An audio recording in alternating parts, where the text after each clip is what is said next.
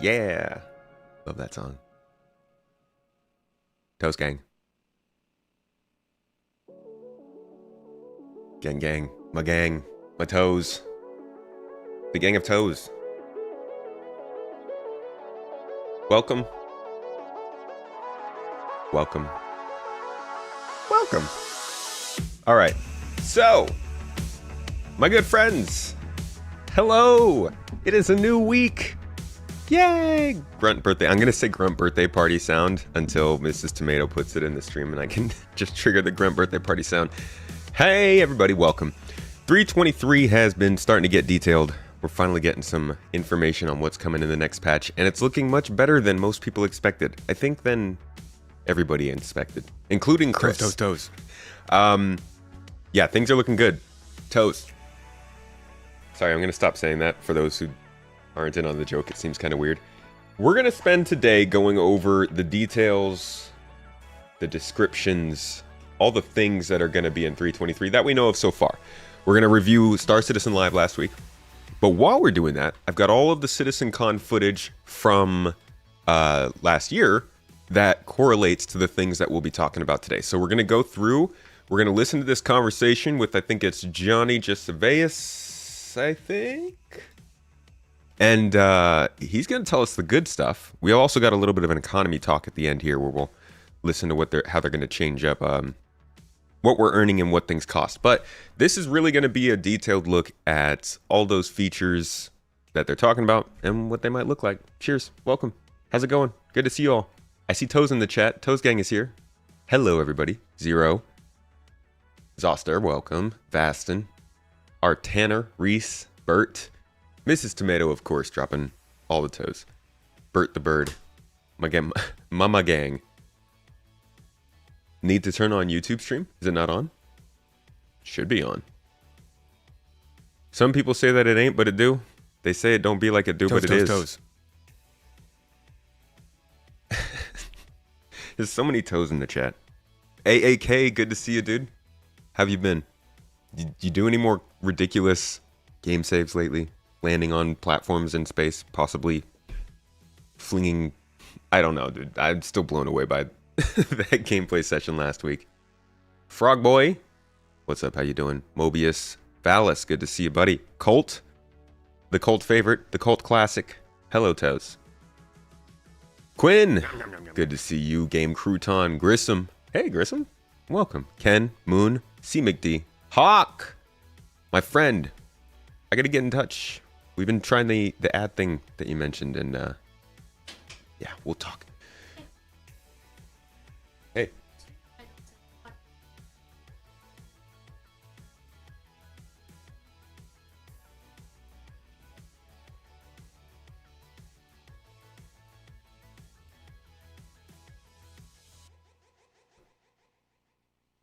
Change it to deep dive. Go. Can't imagine what it is to be Space Tomato when they said star map during ISC. I actually wait, SCL, yeah. So that's part of today. I have waited to watch this. I've been, it keeps popping up on my YouTube, and I have put it off every single time so that we could watch it live, and I could watch it for the first time with all of you, and you could see, I guess, if my reaction is positive or negative. It does sound like it's going to be positive, though, from everything I've heard. We've covered it in 2 podcasts, and I haven't gotten to see it yet. By the way, hello, Abdi. Good to see you, dude. How's your weekend? Greetings, Fred. How you doing? Great stuff coming soon. If CIG can also make it such that friends in a bunker don't phase through walls or floors, that would be great. Would love to just not fall through planets. Astro Marshall, hello. White273, do I remember you? From where and when? Tell me when, and I will go back into my repository. Okay, so another thing worth mentioning. There's no light back here. Everything is dead. There's actually no power where we are right now. We're currently, I don't have a camera that I could like put under here. We're currently running on a battery, so everything should be good. But if at any point things just kind of stop running, that's probably because either the battery ran out or I kicked something possibly on accident. It's telling me we've still got 6 hours, so we should be good. But that's just like, you know, a little heads up, just in case. We had a huge storm roll through here yesterday, and it knocked out power a couple times, and there was a lot of like rain and wind, and you know, us here in California, we don't know what weather is, so we kind of lost it, and now there's just no there's no power right now. Can't stop a good thing though. We're here to watch some SCL, so let's get back to it. Yeah, you guys ready? I'm pumped for this. I've been waiting for this. Let's get into it. Tell me what is coming in 323, and also them. Tell them too. Just threatening Pete by, I was going to start with a good morning, Star Citizen. He was just waving me off. Hi, everybody. We're back. It's a little quiet. Welcome to Star Citizen Live. I'm your host. Jared. What's his name again? We just talked about Jared. that. We just talked about that.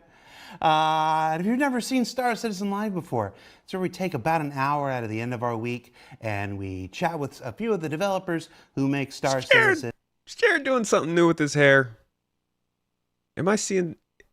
What did he do? And Squadron 42 possible.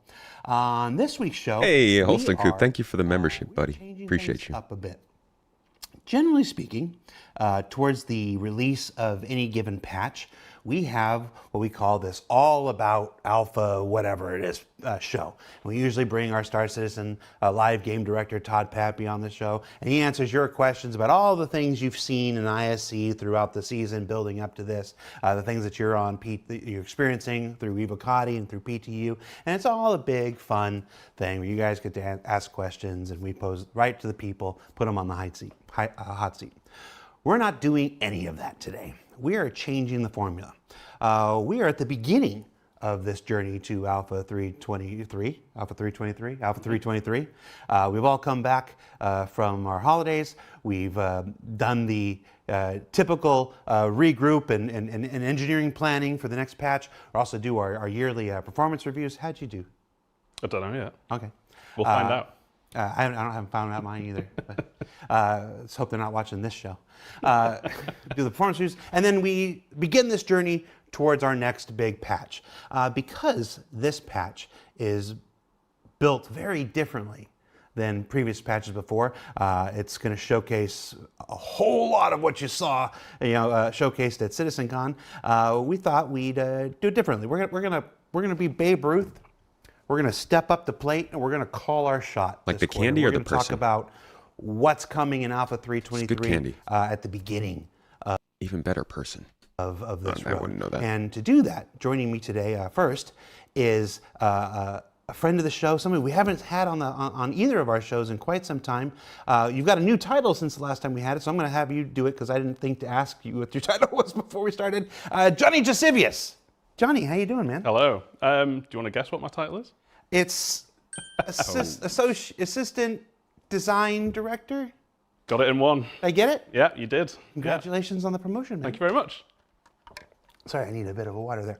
So, assistant design director. What does assistant design director do? A lot of stuff. Essentially, I am cross-project on both Squadron 42 and Star Citizen itself. So I essentially run the design teams that we've got, which includes mission design, economy design, system design, technical design. So all of those teams report to me. And it's a lot of design, dude. Big team. We also work with a lot of. I feel like he's really like Ian Leyland. I don't know what he was back when we first started seeing him on camera. I think it was probably 3 or 4 years ago, but it sounds like he's taken on a lot of this project at this point. Work together as one big team. We also work with a lot of the other teams, obviously people like Ian Leyland and his art team, a lot of people that we've had on here before. But essentially, I'm working with everyone in the company, more or less. Moondog, thank you for the 10 months. Appreciate you, buddy. To try and, hit the vision that we're trying to hit. You were, folks who've been watching our Star Citizen programming for years now, remember you were part of the FPS systems design team. Not big enough beard. Went over to Squadron with that big migration, 2.5-3 years ago. 2 to 3, yeah. Now, you went away to Squadron, hunkered down, worked on all these features in quiet solitude, and now we're bringing all these things back, adding to the already existing team and work of the Star Citizen development team to make Alpha 323 and beyond. Yep. So we're going to jump right into it. So we're going to talk about the things that are targeted for Alpha 323. Now, yeah. I want to. God, I love hearing that. Also, I love the backdrop. They'll show it again here. I love this insane set they've got here. But the window in the back, it's showing like ships actually coming in and out of the space station. I feel like that's one of the things that I've wanted to. It feels like that's one of those things that kind of would make this feel like a game really quickly without other things happening. If there were just spaceships coming in and out of stations, I always. Every time they show that in like a video or something, I'm like, man, just throw spaceships in. They don't even have to move. Just make them look like they're landing. Before we go into the rest of the show, I want to talk about what that word targeted means. These are the things that the various programming and engineering teams, the art teams, the design teams. These are the features that they're all working towards and expected to have delivered for Alpha 3.2.3. We all know, because we've been doing this for a while, that sometimes a thing slips, it gets to a go, no go, it doesn't quite make the go, so like that. So this is not a exhaustive list of everything that will come. There are also some surprises.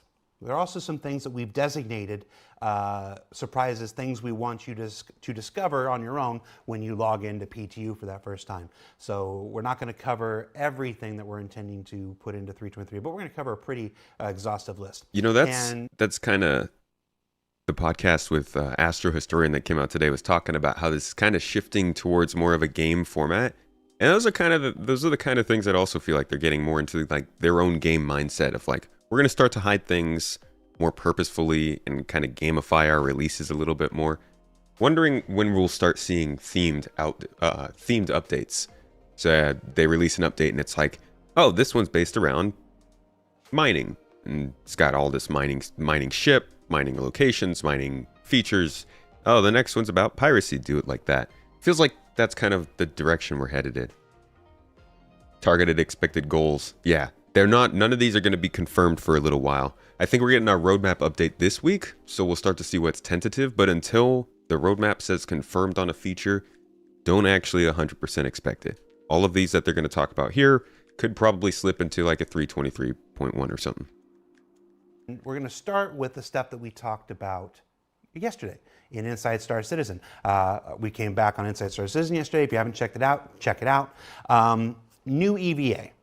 So new EVA is coming along pretty well. When we first started capturing for ISC, we still had to be in squadron builds for a little bit because it was just getting integrated into the Precision universe. Yeah. By the time we went live, it had begun its integration into the Star Citizen universe. How's EVA doing? Really good. Obviously, there's still work to do. Obviously, a big proponent of that, as you mentioned, it was in Squadron Stream. Obviously, now we're dealing with things like networking, and this is going to be true for a lot of the features that we talk about today, is that obviously there are unique challenges that come with putting things into the persistent universe in Star Citizen. So, yeah, it's looking really good. And obviously, the guys yesterday, if you missed the ISC, they did a very, very good job of explaining the systems, but I'll kind of give a quick summary of that. Basically, how we felt previously about the old EVA system is that it wasn't really up to scratch. The player experience and just the feel of the movement wasn't really as responsive and as basically easy to use as we essentially want. So as the game's evolving, we're finding that we're going into these environments where we're making tighter turns, we're going through wreckages, we're trying to do things like that. And if you think about the old EVA system, because you're flying around so upright, you kind of have a silhouette of movement that's kind of like my forearm here. But if you think about it now, because we're going into what we've kind of called the Iron Man pose internally, where you're kind of leaning forward, your arms are down by your side, your silhouette is more like this. So you're facing directly forwards. And what that means is... It's like the extreme opposite of those games where you're EVAing and they treat your whole body as just like that one point where your camera is. So you can just move into all these tight corners and do all these crazy moves. Exact opposite. They basically made us just like a giant pogo stick flying through space, and you would just barely nick the airlock as you were coming through and just all over the place. And then like last year, when when your whole body would rotate around your wrist every time you got into EVA, good Lord. Tight spaces, it's a lot easier. When you're rotating, you're no longer rotating like this, you're kind of more rotating like this, so you can fit through those gaps easier, and you're not bumping into things quite as often. And then on top of that, if you're winding your way through, you're almost mirroring a bit like a snake-like motion, and obviously you can kind of fit through all those tight gaps and turns and things like that too. It's a pretty cool system. A lot of the comments that we saw on... Hold on, we have some very good visuals for this because they just released this stuff. Regularly scheduled broadcasts. Have they not been updating this playlist? CIG. This is actually a pretty robust looking system. So there's multiple aspects of the new VA system that makes it a lot more versatile. The first is that when you start looking around, it's your camera and your head that's moving. Your body, most of the time, doesn't. So if I'm heading in a certain direction and I want to see what's behind me, I can just look behind me, but I see my body. I get that instant frame of reference as to where I am, where my body is, and it just grounds the experience. So with the new system, we put the player into a more prone pose, kind of a superhero pose. Makes them a much smaller silhouette when traversing around areas. Can you show us how the EVA works? Show us how the EVA works. So now EVA works like this. You move forward and you just fly. And How about when you turn, when you rotate? and when you rotate, you like, They're good sound effects. Of the character doesn't start to change. So if I want to look around in this tight-knit space, I'm not suddenly spinning around and knocking all the things off the shelves. I'm just looking around, which means that the metrics we can support for that feature suddenly become much more versatile. You can get on an event rather than not being able to fit into a room.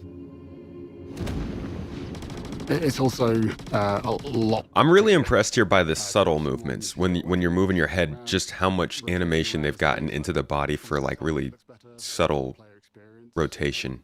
Looks good. You know where you are and what you're doing. Does not look like it's going to keep me from dying when I forget my helmet, though. It's a problem. So no more face planting unless you really, really try.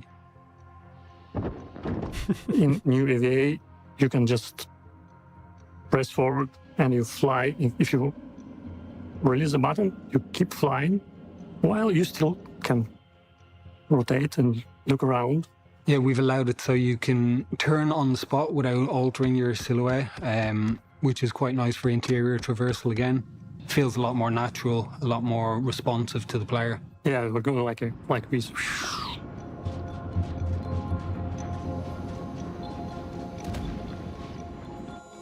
Great. So, this is something that's coming later, so we won't really touch on that. But that's kind of what they're talking about right now in this episode, just to,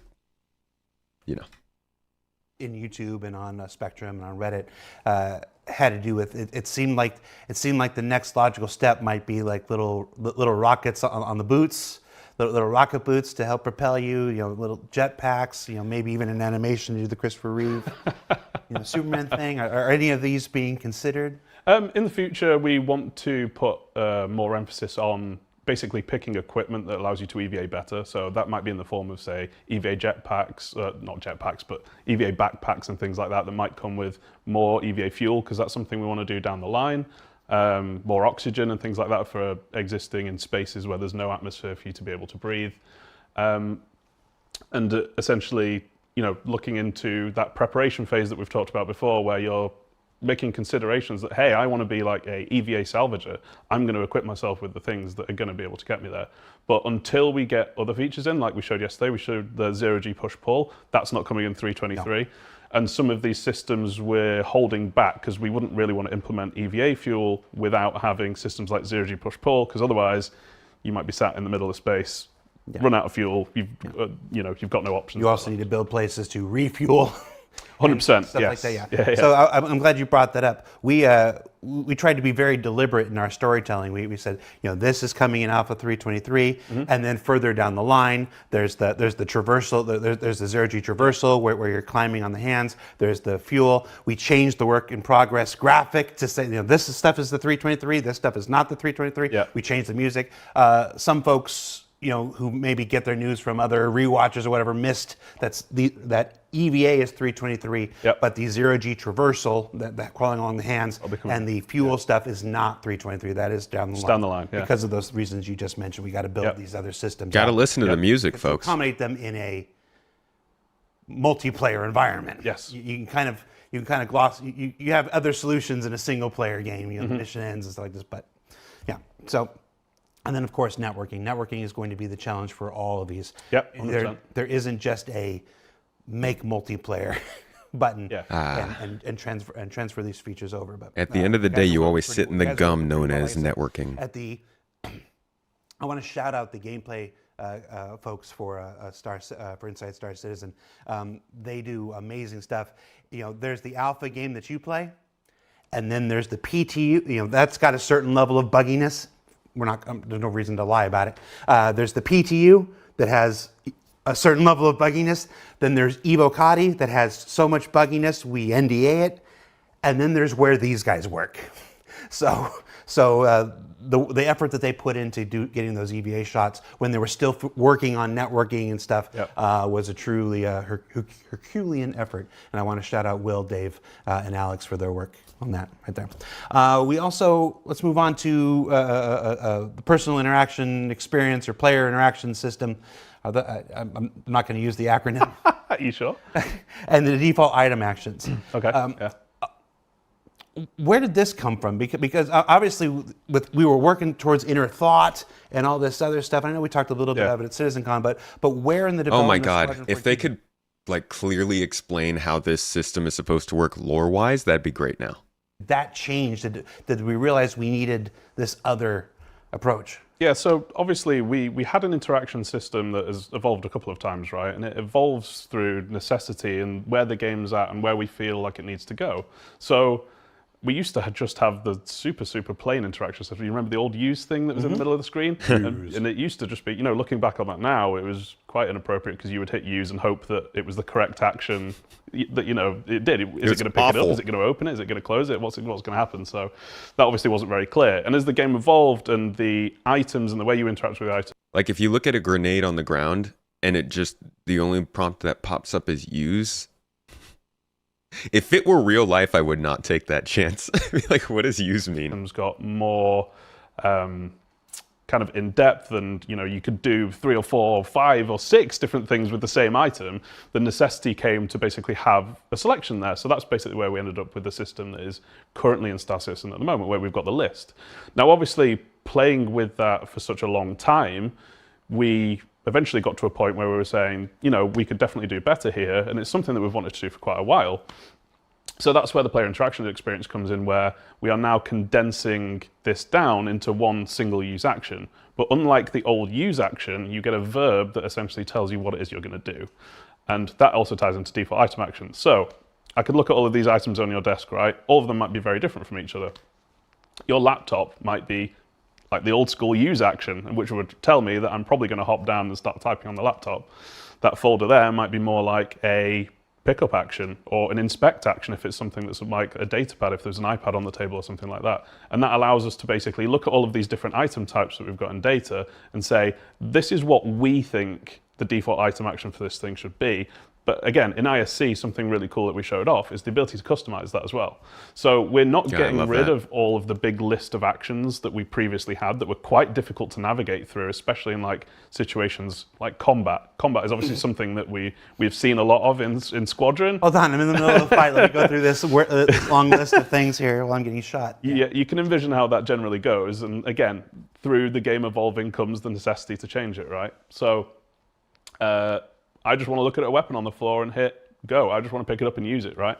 But as I was saying, we're not getting rid of all of the other actions that you can do with the items. It's just that they are tucked away behind a wheel. For the people who want to customize this experience or use the other interactions on specific items, it's all there, and it's in a slightly cleaner format with the wheel, so you're not accidentally clicking something on a condensed list that we used to have. Okay, but is the wheel is it part of our visor now? And does there's no way it goes away when you take helmets off. So are we just kind of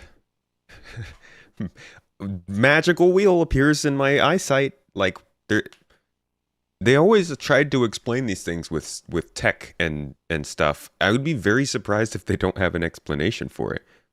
I thought it was inner thought, but they just kind of were hinting at just now that inner thought is something of the past. So, right? Like back here somewhere? Because obviously we were working towards inner thought. How the freaking heck did I just hit that so perfectly? Oh my God. And all this other stuff. I know we talked a little bit about it at CitizenCon, but where in the development of Squadron 42 did that change? Did we realize we needed this other approach? See, he's saying it's another approach. Is it inner thought? Because everybody is saying it's inner thought in chat, but I don't know. Maybe it is. Maybe he's just kind of misspoken there. If it's inner thought, then sure. Okay, I get it. But it's very, very technological inner thought. Cool. I just want to look at a weapon on the floor and hit go. I just want to pick it up and use it, right? But as I was saying, we're not getting rid of all of the other actions that you can do with the items. It's just that they are tucked items. condensed list that we used to have. Previously known as inner Some of thought. the comments we saw again on YouTube and Spectrum and whatnot was that as you looked around, F on everything. Is that going to happen every single time a player looks around at everything? Is that a toggleable thing? I'm not asking for a lore reason. I'm saying it sounded like he was saying inner thought was changed. And so I was wondering, if there is no inner thought, then what is the lore reason for this new system? But as Chad is saying, perhaps it's just that the name was changed or something like that. I don't really care anymore. Let's move on. So we've spent a lot of time tuning that, so it's picking out the important items, the large items. Basically, we've got a system that essentially finds out where your focus is. So again, we have played with this a lot. If the F moving around on all these different items got annoying, it would annoy us too, because we played the game so much as well. Oh. So we're at a point now where we feel like the F selection is very, very clear and easy to use. And the selection itself isn't, we're no longer, like if I was here right now and I had moved my focus to your laptop, but I was too far away to actually use the laptop, it would prioritize the closest thing that is still in the focus. It's actually a very smart system. So yeah, we don't get annoyed by it at all. And for the people who actually like to use it, the interaction system's still there. So you can still mouse over things and highlight them and interact with them. If you really need to do fine control, oh, I'm sifting through this guy's stuff that's on his armor, or I've got loads of clutter on my desk in my hab, I can still very fine, have a fine selection of what I want to interact with too. And of course, like everything here, this will continue to iterate after 3.23. Yeah, 100%. I don't think we're telling any tales out of school. 3.23 is not going to be the final version of any of these features. That this game continues to iterate and continues to evolve. You got a balance for the Squadron 42 universe. Putting it into Persistent Universe, we might discover a PU location where it does get a little crazy, and adjustments have to be made. That's part of development. A pile of bodies. Yo, Mace, thank you for the sub. Appreciate you. Also, check out we'll have a new exclusive video coming out this week. Oh boy, this is a fun one. It's about why Star Citizen is still successful after all this time. Because I'm hoping when it releases publicly, it's something that can spread to the outside to explain it a little bit from the inside. Why do people still like this game so much? But that will be out, and Twitch subscribers, you guys all have access to that. So check that out, Mace. I'm sure you've been here for a while. 18 months, man. Appreciate you. I'm really interested in knowing how many different types of objects they have for this little interaction system. Because they talk about how they've got different default actions for different items.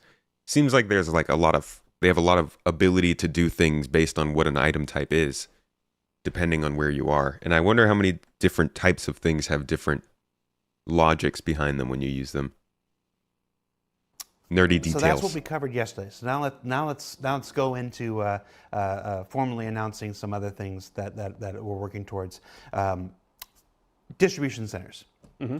Distribution centers, which we've shown off. I think we first introduced the idea of them at CitizenCon 2 years ago. We revisited them at the CitizenCon last year. I think we did a Journey to 4.0 special somewhere in the middle. They blurred together. Did he just confirm they were basically the UGFs of before? At CitizenCon 2 years ago. We revisited them at the CitizenCon last year. I think we did a Journey to 4.0 special somewhere in the middle.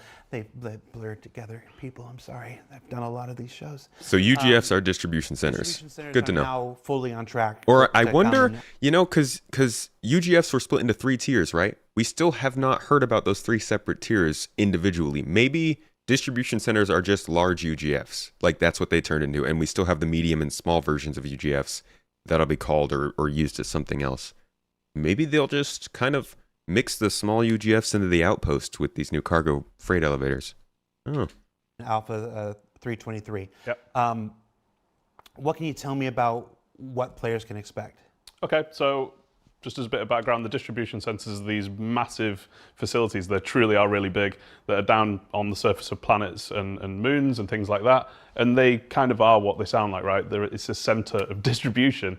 Like there are lots of landing pads. It should be a big hub of activity, basically. And there are a lot of different areas of the distribution center that are different from each other. So you've got the exterior, typically where people will be landing their ship, unloading cargo, things like that. You've got the offices up top, which is generally more of a front for whatever business or corporation has ownership of this Front, place. huh? And then you've kind of got more of the inner workings, which are kind of where you would typically expect to see cargo being ferried. If there's machinery that are producing stuff down there, if they're making something, then that would be where that's all tucked down. So what we're trying to provide for 323 is some variety between the different locations, so slightly different layouts between the different distribution centers, so they all feel a little bit different from each other. Have different factions at each of these places as well, which should give a very different feeling of what you're going to be doing there. So just as an example, and we talked about this recently, is you might have a law-abiding faction there, and typically you would be doing what you would expect to at a law-abiding place, where you would be trading, talking to people, things like that, all above board. If you're a pirate, you can obviously come and attack and cause trouble, but they might have security systems made to deal with you. You might also have a hostile faction that's take over one of these things that a corporation maybe previously had, and they came in and took over, and that would be a very combat-focused area for you to go and play in. And then you might have something that's more of a mix. So you go in, the front is very professional and business-like, but underneath, if you go a little bit deeper, you might find that they're up to no good. Space So- wallet. Hey, Yeah, I like that. So, Okay, but like, I want to hear more details about non-combat related stuff. Like the most friendly player in the verse, Void Dude in chat says, "How's it going, dude? Good to see you." The carrot at the end of the distribution center stick needs to be big. It can't just be bigger UGFs. We've got to have more diverse stuff to do. Because to be honest, I like what we saw in terms of the raids they showed us, but as distribution centers go, I think these need to have, in order for these to be successful when they come out, they've got to have more than just combat missions, and they need to have missions outside of the facility. Something in the local area that you can go to from the distribution center to run a mission. I think that was like a pretty key part of what makes these different from the other locations. They kind of like the pyro settlements they've talked about. Yeah, I think that'd be important besides just combat.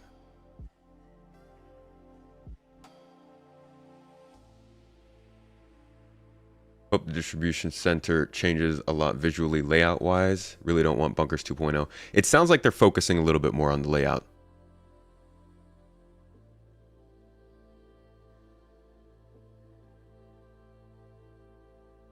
Good day, Yamas. How you doing? Good to see you, buddy. Victor, welcome. Void Dude, you staying out of trouble, dude? You avoiding trouble? you avoiding it, dude? Avoid, dude. All right, I'm done. Think they sound like stations, but on the ground. Yeah, these are just similar to space stations. Probably similar to cities too, or not cities, but like towns. Will we ever need to use ground vehicles with these locations? Yes. That's actually almost a guarantee, because if we go to here, this is some CitizenCon stuff. He actually talks about that kind of gameplay here, I think. Yeah, that's what he has to say about this. Player, it will mean a lot more to explore and do at any single individual location with a localized and personal feeling mission types that might see you moving around a single settlement to complete objectives, or doing short hop missions between clusters of settlements on a single planet. So you might. So I think that's kind of a. That's a, God, what is the ethos, I guess, that they're moving forward with all locations. At least all these big ground locations of like, we're gonna have more localized gameplay, missions that you can kind of jump in between. That might be too far for a ground vehicle, we don't know just yet, but they've got a lot of ground vehicles. They got to make some kind of content for it, right? Ultimately, for the content we want to provide, the distribution centers have a lot of possibility, and there's no way that we're going to provide all of the content that we want to in one drop. But we definitely want you interacting there, doing cargo missions, and potentially some basic like combat missions and things like that to interact with all of the different areas of the distribution centers we're going to provide. But the future is very exciting for them. And these are big and diverse. And these are humongous. These are the biggest thing we. For what it's worth, I don't think those localized missions have any chance of coming in 323. But knowing that it's the direction they're going would be good. done short of a landing zone. Yeah. They are massive. They are microcosms of the entire Star Citizen FPS experience. When I say FPS, I mean things not in a spaceship. There are missions. You'll get missions that will take you to these places. You'll go to these places to take to get missions that take you out. Some missions we'll be talking about these on ISC in just like 2 weeks, so I don't want to spoil everything. But some of the missions are self-contained within the distribution center. They're that big that you can do the entire Why is there a loop within f***ing the cow? distribution center. Yep. How did it even get there? They really are an exciting new addition, and 323 is not the end of them. Like I said, 323 is not the end of anything like this. They will continue to evolve beyond that. It's one of those things. I don't think we're ready to share that just yet, but there are some exciting plans for distribution centers. Beyond 323. Daisy? Okay. That, boy, when they let me tell you, I'm gonna tell you really loud. All right. From there, let's move on to some ship stuff. What did it say? Wow, the Star Citizen Live set has come such a long way, says Old Boy. Yeah, well, we try. We try. Dang. Remember when they used to do Star Citizen Live? It wasn't even called Live back then. Whatever it was called, with the brick wall behind them. That was like 6-7 years ago. Is that my computer I'm hearing? Oh, is that the battery? Woo! This thing's working. All right, 5 hours of power left. I think we're good. I think we'll make it. Mm-hmm. So we've been talking about master modes again. Master modes almost actually we've been talking about master modes for just as long as we've been talking about. The power's not back on yet. They first debuted 2 Citizen Cons ago. In 323, they are slated to go in. Yep. They're slated to go in. So yeah. So yay for everybody. Rich, the vehicle experience team, Rich Tyler's team, April and all of them. They're fast working on converting all of Star Citizen's existing spaceships to the master modes, defining the different archetypes. And again, we'll be talking about those in detail in ISC in 4 weeks, 3 weeks, 4 weeks. This is not. It's taken us a while to get to master modes. Yep. And not everyone is. I think it's safe to say not everybody is completely on board with the idea. You know, I can read Spectrum, I can read Reddit and whatnot. There seem to be just as many people who are for the idea as against. Yeah. Talk to me about this. I mean, it's a big change, right? And people are always, initially going to be resistant to it. And I think that's very, very natural because you've been playing a game for such a long time and it's such a big change that you're going to have to relearn a lot of the things that you've already learned before. But ultimately, again, this was another thing that has come around from us playing the game, especially in like combat-focused scenarios in Squadron, and going through and going, hey, we feel like change needs to be made. So just a very, very, very high level of what master modes are. As essentially you have navigation and 2 SCM modes that you switch between, and they have very defined purposes with how you fly your ship. And what this has allowed us to do is in SCM, which is essentially your combat mode, is we've made it so the combat is able to be a little bit tighter because we've got a bit more control over the ship speeds there. That combat is a lot more personal, a lot tighter, and we felt that it felt for a much more visceral and a lot more personal and experience with whoever you're fighting. And obviously that's translated to player versus player combat as well, which again, we've been testing internally quite a lot. And it's avoiding situations where you're able to essentially exploit the flight system to kind of constantly play chase and not really have a proper, one-on-one combat with someone, and you're constantly running away and not running away. So we felt that it was a positive change as we've been playing the game. So yeah, I think from my limited experience. Okay. This is. Hold on. It's a.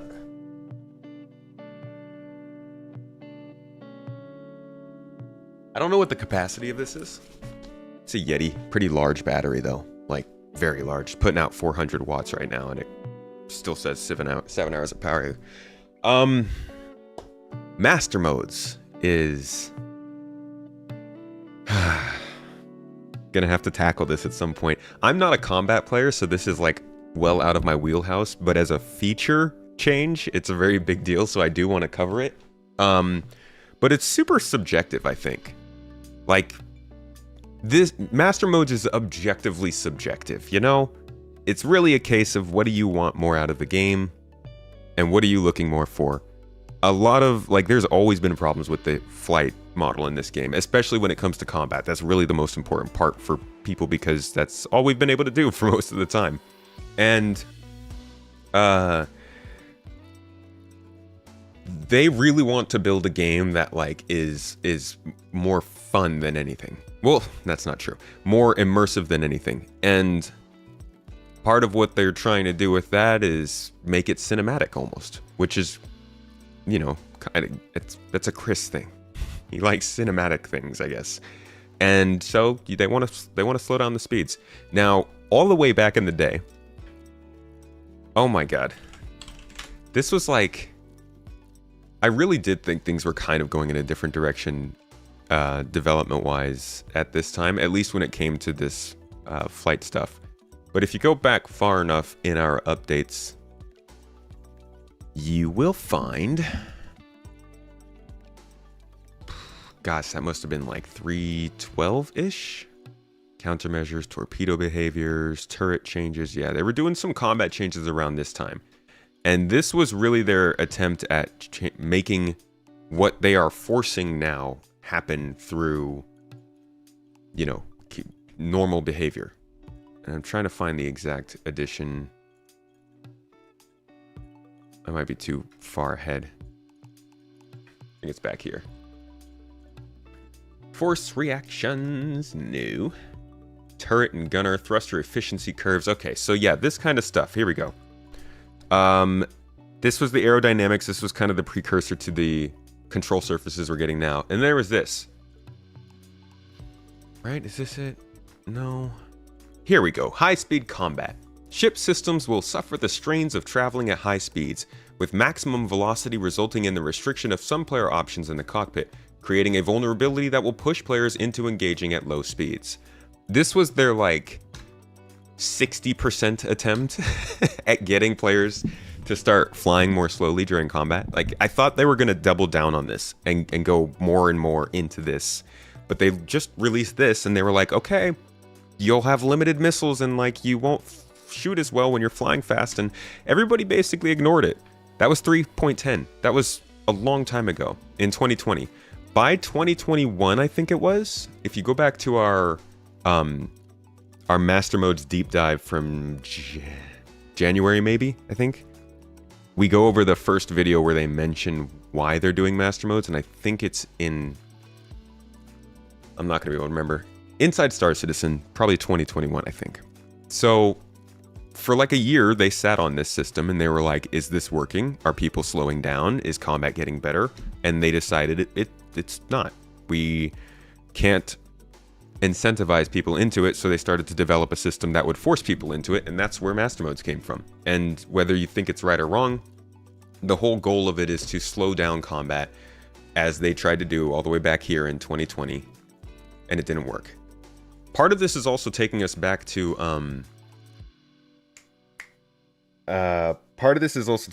the old combat flight model, which I thought is what PvP players wanted, but now people aren't as happy about it. But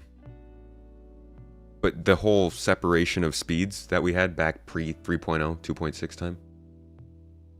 Master Modes is a solution. For Squadron 42, new players would not be able to do the flight missions in Squadron 42 at the current speeds, and they'd be stalled or stuck, so they made it work for Squadron and felt it would work in the PU, in my opinion. So we will have to endure the growth of Master Modes. I think that the solution came about with the testing of Squadron, but I also think that these kinds of things that they were doing back here are proof that this was something they wanted to do naturally for Star Citizen 2. They've been trying for almost half a decade now to slow down combat speeds, and I think even before this, they did some small things that were aimed at making combat a little bit more slow-oriented. I'm not sure where those would be. But it does feel like something that they've been at least trying to do in different ways. I do think that the solution came with Squadron 42 first. as we can see, everything that they developed for Squadron 42 first is looking a lot better now. So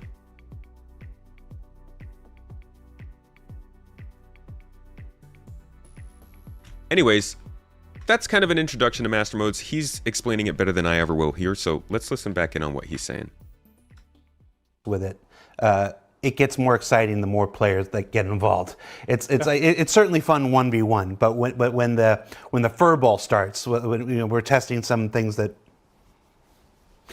where more and more players are jumping in and stuff like this, and when I'm seeing the battles with like 15 people involved, 25 people involved, it keeps them all tight and compact, and literally the screen can be filled with ships this way, and it's a much more visceral experience. It's a game changer. We've got such beautiful ships, we've got amazing VFX that, you know, when you're shooting at someone, you typically in the past haven't really been able to see because you're, you know, hundreds of meters, if not kilometers away from people. It seems a real shame to not be able to see some of that stuff. You're basically interacting with the... It's also kind of like, bro, we have capital ships. We haven't even considered capital ships in this game yet. Trying to make it so that we can fight around capital ships, it has to be slower. I don't know how else they would do it. Let me show you a little bit of... Did I not open that panel? A little bit of what these combat things they're talking about look like. Man, what was the name of that panel? Taking flight. Of your ship on the physical MFDs, and maybe focus on the even without looking at instruments. Another thing we're focusing on as well is G-force reactions. So Brent, if you could come to a stop for a second. Make all plays together with the other things like, you know, the other exhaustion effects that we have. So overall, the ship should now feel a little bit more reactive than before. The same thing, sorry. At the same time, we reduce the extensions that that the look-ahead code is doing. So we basically narrowed it down a little bit so it mixes better with G-force reactions, so that even when you don't have a head tracker or something like that, it will still feel pretty good. But this is just a minor change. We also improved the flight controls themselves. So take a look at the speed gauge, for example. It's a little bit... All right, I think the conversation is going to shift towards the combat precision stuff and kind of like what that looks like now. So I'm going to show you a little bit of that here.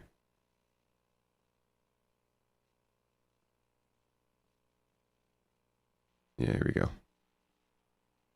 Screen, just shoot. Enable precision targeting mode. There we go. Okay, it is a choice. That's something we were talking about on the podcast.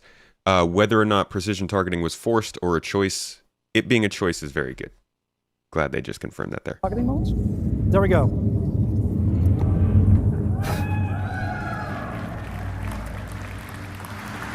What this does, it does three things. You get this full zoom on the target. The main reason I wanted to show you guys this video is because you can see like the sparks coming off the ship. There's a lot more visual effects surrounding these combat sort of, what would you call that? Reaction. Like these details that show what's going on from a distance. You can see it here too. You see. Kind of see these big splashes of sparks coming off the ships when they get shot here. The way he's talking about how he wants ships to be grouped up so that they're all very close together, so that you're kind of always seeing a lot of action in your view and getting a really visceral view of the combat. I feel like that's part of what they're doing here also with these effects. They're just overall dipping into a more cinematic feel for the game now. Maybe that's coming from Squadron, but I do think that's something that they've always wanted to focus on in Star Citizen 2. Yeah, shot feedback. Beautiful ships. We've got amazing VFX that, you know, when you're shooting at someone, you typically in the past haven't really been able to see because you're, you know, hundreds of meters, if not kilometers away from people. It seems a real shame to not be able to see some of that stuff. You're basically just interacting with the UI. So this bringing you closer together is just a much better feeling experience in our opinion. So Master Modes on track 323. At the moment, yeah. Mark it off. And we want a lot of feedback, so, and we will get it, I'm sure, but yeah. Along with master modes, some other ship-related stuff, precision targeting. Precision targeting and a big change to gimbals and weapon gimbals. What can you tell us about this? So precision targeting at its very core is very similar to what you would do in a first-person shooter. You take time to aim and it kind of almost helps you be more accurate. So what you can expect in the ships is a immediate zoom.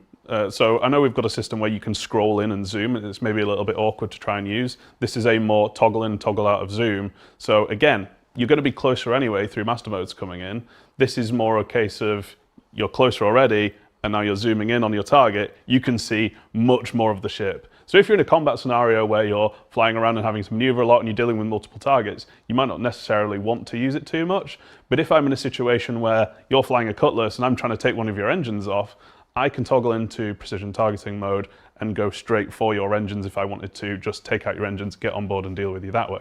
So it's, again, leans more into that closer feeling experience, also helps you with aiming at a target rather than trying to pixel hunt a little bit with your screen, and obviously makes it more accessible than having to scroll in and out with the mouse wheel. It's just one click to toggle in and out.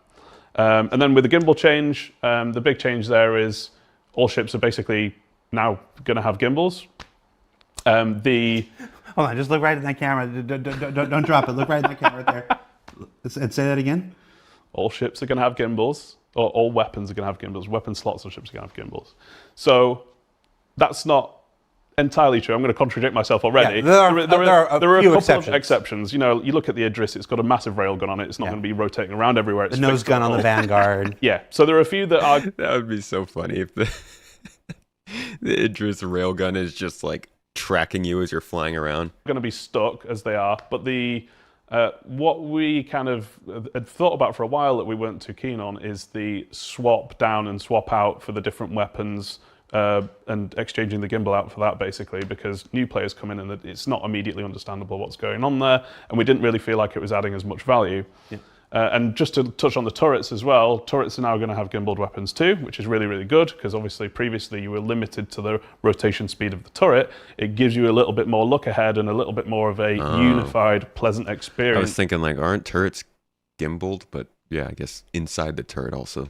That you can expect from the ships that you can then expect from the turrets as well. So I think we glossed over the gimbal change. And again, we have an entire ISC dedicated to this. So we're covering a lot of topics that you're then going to see deep dives of for the next 7, 8, 9, 10 weeks and whatnot. But with the gimbals, the size restrictions. We're deep diving right now. Thank you very much, Jared. This is going to be very... I wouldn't be surprised if ships see their weapon sizes change, which I'm sure will make plenty of people very happy. At the end of the day, all of this is going to get balanced so that it makes sense based on what the ship is. So, like, there might be changes to ships that are disappointing right now, but as armor comes in, as the Maelstrom damage system comes in, as components start to be used more, it's going to end up being balanced out. Weapon changes. Oh, this is going to be an exciting year. We're going to have a podcast on this. I'm working on setting up a podcast for this with unannounced guests. We'll talk about that later. But going away with them. So as in, it's you're no longer trading. Have to do down. one size, Exactly one down. Yeah. So some ships will get bigger weapons for this, and of course there are the exceptions. Basically, I'm not going to give you an exhaustive list of the exceptions, but if you look at a ship and there's clearly a very impossibly fixed weapon on it, think Inferno, think Vanguard with the nose, think Idris with the railgun. Those will not be gimbaled. So they're not going through and remaking the ships to do that. So there are a very small amount of exceptions. Stay off Reddit after this. Yeah, it will be an exception rather than a common thing. But you can clearly look at the ship and go, I don't understand how that could be gimbaled. Congratulations, that's probably one of the ones that aren't being gimbaled. Yo, how cool would it be though? Like, let's take engineering to the max. Yeah, let's say you could attach any gun to any ship, but your ship probably can't power that gun. Like, technically, I see what you're saying in the chat. Put an S6 gun on an arrow, but you can't even fire the arrow. What if you could? But what if you couldn't even turn the ship? Like, what if it took all of the power in the ship to fire that gun once? and you could technically have an S6 arrow. That'd be too much to account for and balance for, totally understand, but that would be such a crazy engineering system. All right, and again, we will cover all that with Yogi and Rich Towler and their teams in just a few weeks. So stay tuned for more details and examples and all that good stuff. I don't know if I want to go to a big one or a small one. I'm trying to weave the story here because we got a lot more stuff coming. Let's go back to FPS stuff for a little bit. Okay. Dynamic crosshair, scopes, reloading, FPS weapon stuff. Go. What you got? Oh man, how long have we got? Going back to your old stomping grounds here. Yeah, I mean, so please stop me if I go too technical or go too deep on this, because obviously this is kind of my jam. So, God, where do we start? So let's start with reloading. So the changes or improvements to reloading, as we've been calling it, have again come through the necessity of change through playing combat in Squadron a lot, very focused combat areas where we're able to really hammer out some of the basic combat mechanics.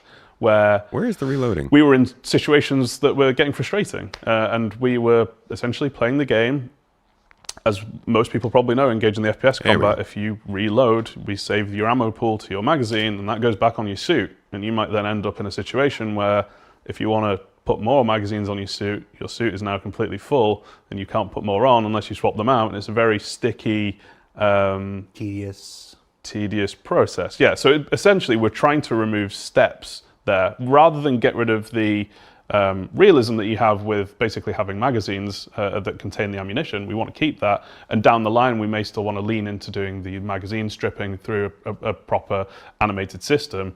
What we really wanted to lean in to at the moment is just an ability to be able to condense the amount of ammunition down that you've got. So that's what we call ammo repooling, and that is an interaction either on the weapon or in your inventory that lets you essentially go, this weapon, I would like to condense all of the magazines for that.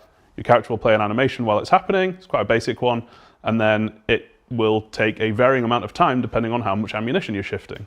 So if I'm doing LMG mags, that will take longer than, say, if I'm doing pistol magazines that might have... Okay, so what I was showing you on the screen here, this is where you can do ammo repooling in your inventory. This is the new looting screen. And what they're showing here is that you can do the ammo repooling, but it also sounds like he is telling us that we will be doing a physical animation for ammo repooling, which is actually really cool. 10 bullets in or so. So, and of course, again, we don't want to cover every aspect. We want to save some stuff for Torsten's team when he's on in a few weeks. This is a weird show. This is not a show that we've done before. We're essentially spoiling the entire season of Inside Star Citizen this quarter. If you haven't figured that out. And we love it. That's great. This is basically everything that you can expect to see on Thursdays for the next 9-10 weeks as we go. Dynamic crosshair. Okay, dynamic crosshair. So now, why would he say 9-10 weeks? We're all going to sit here and go, all right, what's 10 weeks from now? 1, 2, I'm literally doing 1, 2, 3, 4, 5, 6, 7, 8, 9, 10. Huh. Mid-April. Interesting. Again, this came through necessity from playing combat so much. It was essentially a situation where you don't always have time to aim. Sometimes you want to just shoot your gun in a desperate situation, and it's really nice to have an indicator there of where it is you're going to shoot. So we came up with the dynamic crosshair. It essentially gives you an idea of what sort of spread you can expect from your weapon, and we essentially simulate spread through a spread cone on our guns, just because we don't want the gun shaking all over the place to kind of generate it. So we do add some spread on there, and essentially the more you fire, obviously it changes, the more unstable it is. The dynamic crosshair basically tells you where you're going to be shooting. Now, what we've done, and this kind of leans into some down the line armor gameplay that we're going to be leaning into, where we want to make the armor sets and things feel different and give them a unique purpose, is this dynamic crosshair is meant as a combat feature that you get on combat helmets. So if I'm, say an engineer or something like that, I don't necessarily need a dynamic crosshair for my gun because I'm not really going out and doing combat. You might get other benefits from wearing engineering gear or medical gear or whatever, but this is something that we're obviously leaning into long term, and this is one of the first features that we're bringing out for combat suits. And we'll save scopes and recoil and stuff for Torsten and their teams like this. I do want to clear something up. I can see the chat right now, and even if I couldn't see the chat, I'd know what was happening. He said 8 to 9 weeks, and somebody's doing math from February 2nd. Is it February 2nd? Yeah. February 2nd to try to figure out when Alpha 323 is. Don't do that to yourself. Don't tell us numbers. I'm just pulling numbers out of my. Don't pull numbers out of any. You know how many episodes that I have planned ahead and stuff like that. That's not any indication of when the patch is. It's an indication. Hold them to it. Somebody clip it. Don't do that. Doing it. Just enjoy life. Be in the moment. Enjoy all of this that we're talking about that we're shooting for Alpha 323. And Squadron 42 is coming out in March, and 4.0 is out in May. I hate my life. Don't spoil the experience for yourself by putting dates on things and trying to reverse information that doesn't exist. You can't give us numbers and then tell us not to maths. It's possible I've been doing this too long, JJ. Maybe, and it's only the start of the year. All right. You mentioned the combat helmets, and so sorry. Let's talk about the visor and lens stuff. In ISC yesterday, players saw a little bit of the 3D mini map and the corner and some visor stuff. 323. Don't throw tomatoes at me. Yeah. I think so basically visor and hood is going to be a big restyle. So I think the big task at the moment is restyling it for the persistent universe. Just a few features essentially. We have like the existing hint system that we've got in game. That's all being tidied away into the new notification system that we've got with high and low priority notifications, where we've got some really nice visuals for those. We've obviously got the newly reworked, I'm going to call it like the combat stack. That's what I quite like calling it. Yeah. No one else calls it that, but basically it shows you where all your ammo is, gives you all your feedback for your weapons, changing items, things like that. It shows you what's in your hands. Let's make it a thing. Let's all agree to call it the combat stack for JJ. Yeah, combat stat works. This over here in the bottom right, I'm guessing you're talking about? Then on the left-hand side, we've obviously got all the widgets for things like, your health, the environment, all that sort of stuff. We've got the compass that's going in too, which is, we've got the compass. It's in the video. You can already see it. Wait, an actual compass? Well, like I can tell what direction I'm going. Yes. Like no more. Which direction am I going? I can go next north. Yeah. Well, not north. When we have friends next to us, we can tell them what direction to look. To your right. Look to your right. That all the way right. Ah, gosh. Hey, the poets, thank you for the sub. Jesus, you guys are. Mrs. Tomato, did you activate? Oh, those are viewer texts. Did you activate a giveaway thing on Twitch? Holy crap, y'all! I see using your points. Yeah, compass is great. Hold on, we can go actually back to the real screen where they were showing us these things and play these as the visuals. Space, but you got a bearing. I'll take it. North on a planet. I'll take it. Yeah, you happy? Yeah. Okay, good. And then obviously one of the biggest ones is the mini map, and the mini map is amazing. It really is, and it links into what we're doing, which we can talk about in a little bit, with the star map on the Mobiglast 2, which is basically the area map. I'll make very clear now. He said we're star not map. Doing all Somebody locations. stop the video. I was just about to hit that. Stop the video. He said star map. Jesus. Oh my God, it's happening. With the mini map, because obviously there is a lot of space and areas to mark up. Yes, I was going to say, let's talk about that. The mini map does not just exist in a vacuum. Yep. Every single location in the persistent universe has to be marked up in order to feed that information into the mini map.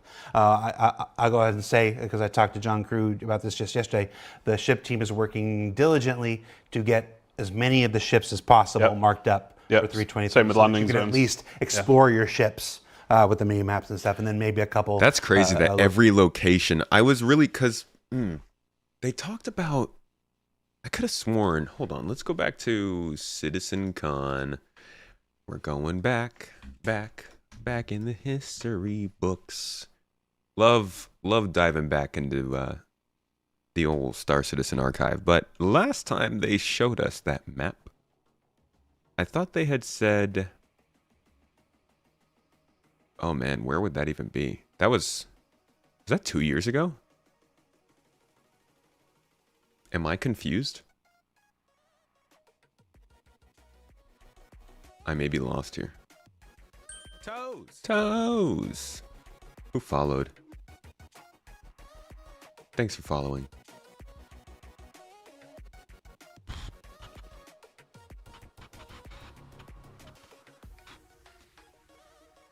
How far back did I go? Where is... Oh, here we are. Okay. So I'm looking for the map. Oh, man. Guys, I don't remember where this video is. The interior maps. Oh, that was during the Squadron 42 talk. That was last year. That was during Chris and Richard's, like, little rant at the end of the CitizenCon. Right. Here we go. So somewhere in here, right? They show the maps? Yep. I could have sworn, and you know, this is Chris talk. Visuals, the mini map. Let's see what they say here. You know, We're gray going boxes. back. But you know, that would be an example. Is you don't load the layout of that place, but you would have to go and hook into their system, download the map, and then now you would have it in your mini map.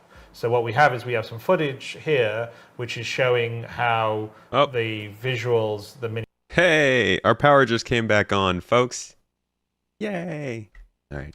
Map in terms of sort of an isometric render in engine, in the engine, in the UI that will essentially become your mini map. But you'll have a more sort of, you know, reduced version with you in the middle as you're moving around. But if we run it, you'll see kind of what the tech is. So first, this is in the editor, but it's essentially what it does is it's taking our existing layouts, levels, ships, so we don't have to build this custom, but it's a way of applying. I'm sorry, Chris. What was that? Is it's taking our existing layouts, levels, ships, so we don't have to build this custom.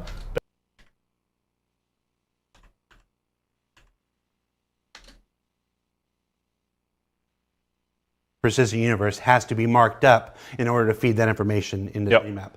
I'll go ahead and say, because I talked to John Crew about this just yesterday, the ship team is working diligently to get as many of the ships as possible marked up for 320. Same with landing zones. You can at least explore your ships with the mini maps and stuff, and then maybe a couple locations here and there. And then that. See, I don't know how to feel about that. We'll just continue. Patch after patch after patch, we'll just continue to mark up more and more locations. It's not being built, it's just marking it up. It's just I guess that's good. It's a matter of not knowing the terms. It really is a case of not hearing things like this.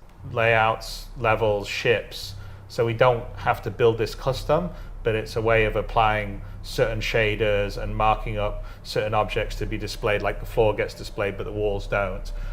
So we can just... Because he's talking about marking up. Objects. It's just too confusing to know for a layperson to hear this and try and figure out what the heck it even means. Be displayed like the floor gets displayed but the walls don't. So we can just take the existing geometry you already have streamed in that you're walking around already, and then use it to be rendered for our mini-map. So this is essentially in the engine using the Idris ship itself and the various parts of its interior to create the mini-map without any special. This doesn't have any specific custom like UI art for it, other than some of the like level things that say, ground level or whatever. It's one of the advantages. You just can't listen to it and make any sort of connection from it, because the words like, it's it doesn't take any custom work, but it still does take marking up, which is something they have to do for each location. So it's not custom work, but it is still work that needs to be done on each place. Which means it won't be as fast a process as them just kind of throwing these locations in and getting them into the mini-map. We'll have to see how long it takes for them to... I'm hoping that it's very easy to, once they catch up, as soon as they add a location, it's already marked up and ready to go, and that's built into their process. I'm guessing that's something they were already doing. But we'll have to see how long it takes after 3.23 for everything to be in the map system. Eventually, all of the PU reaches parity. Yep, so it's going to be really easy to find your way around everywhere once it's done. So you can basically just get a view of where you are, where you want to go, set a route, all of that good stuff. Okay, but that's also another thing. I don't like the idea of there being maps for everywhere already, just by default. That was kind of something that I thought was special for this game. Not in the sense that there were no maps, but maybe that you had to download the map or get it somehow. At least for places that weren't like cities. Wasn't that the whole point of there being signs around the cities to navigate by? Okay.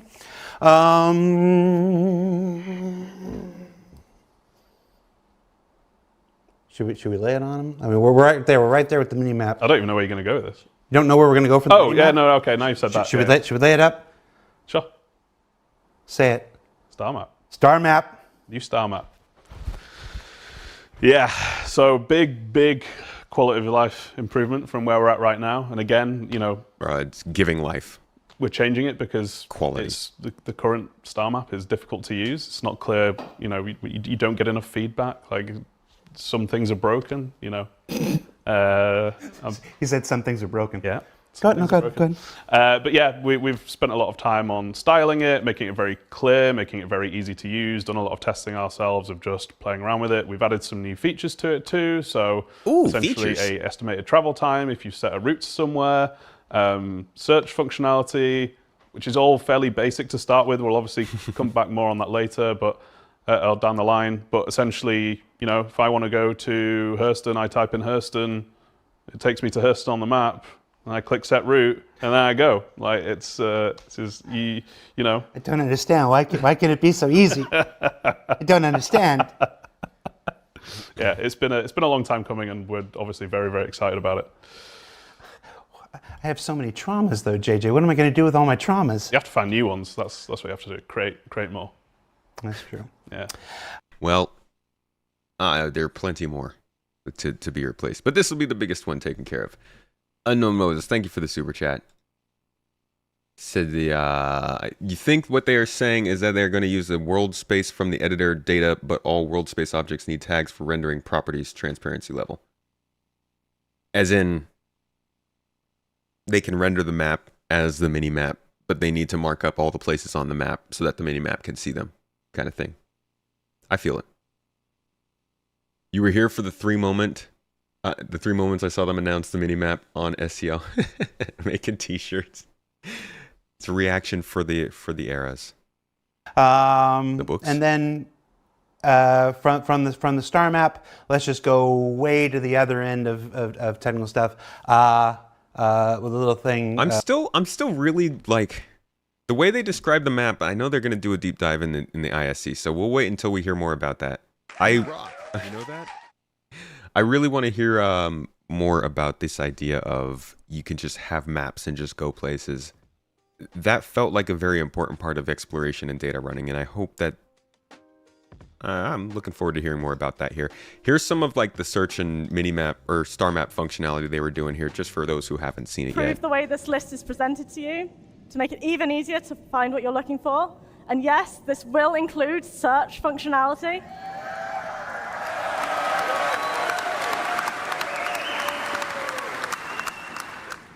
But for now, Bone, let's use this to go to Aerial.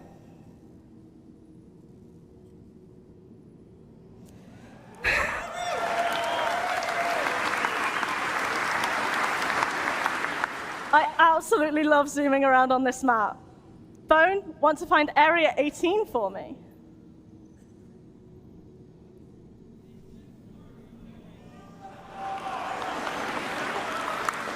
So, Area 18 is currently on the dark side of the planet, it seems. Of course, it's not just planets and moons. But how about we take a look at Security Post Korea? Look at this. You could just click on a name on a list and go to a place. It's quite a long way down, isn't it?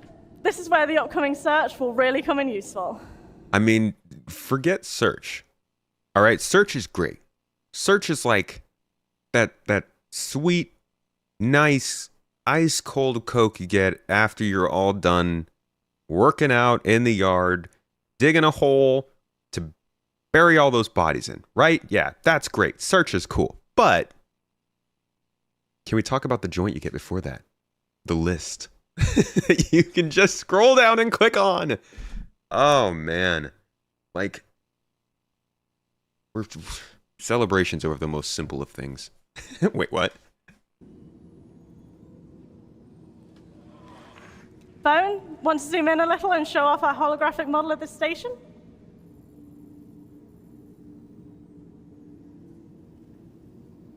Holograms! Ah! No, we've had those. We know that they actually like holograms quite a lot in this game. But there are a few very nice features. One of the best is here they're going to show, I think. Eagle-eyed amongst you may have noticed that the player marker clamps to the edge of the map, keeping it visible to you no matter how far away you go. To get back to our position, we could double-click that marker, or we could click the first of the navigation buttons to zoom straight there. Now, I'm sure many of you have been wondering if we can go back to our carrot map from the star map, just like how we got here from the carrot map just a few minutes ago. So let's see what happens when we focus on our player marker. Go ahead, Bone.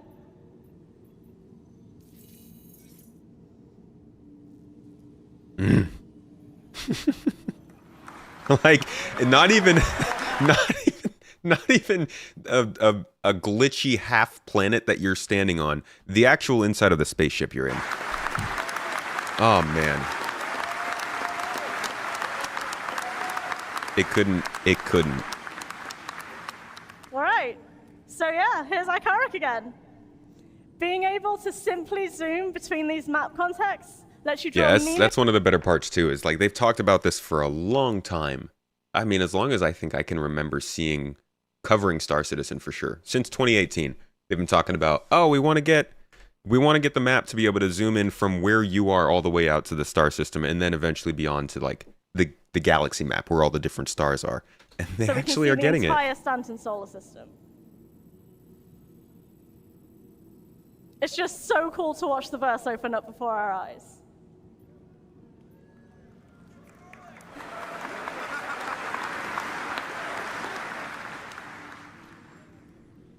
With all these new possibilities for moving around the star map, you should never find yourself lost again. The controls are so... The only thing, I just want a little bit more color. Like, this little Galactopedia notification is the most interesting thing on the screen, you know? And it's a nice touch. I just wish there were a little bit more dynamic colors and markers. Smoother and easier to... A little bit more about this map.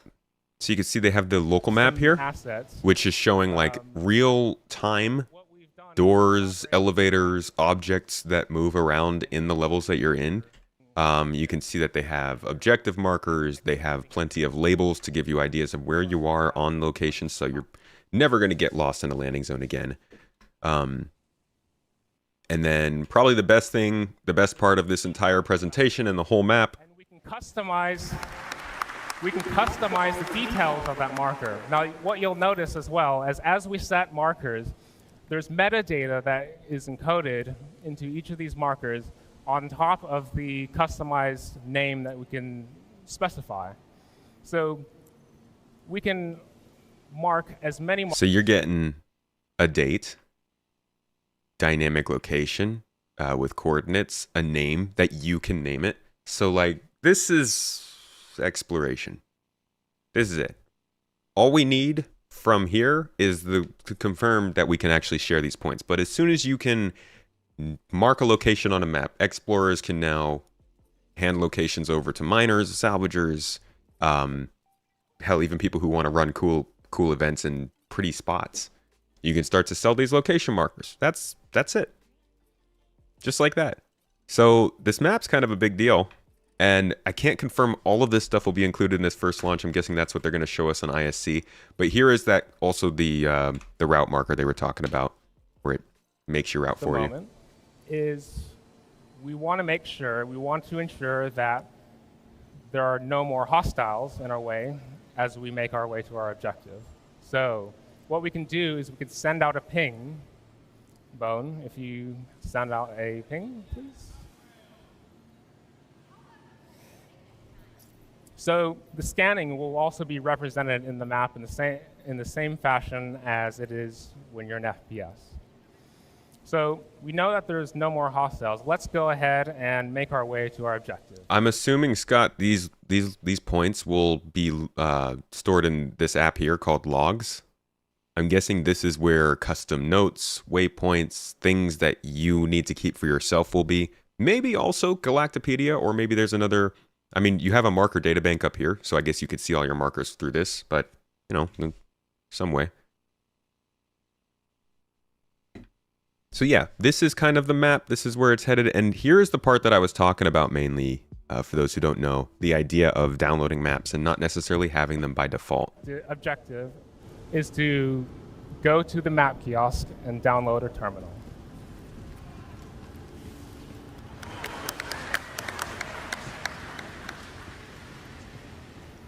Let's go ahead and activate it. What you see on screen, zoom out a bit, what you see on screen is a fully live 3D representation of the environment that we are in.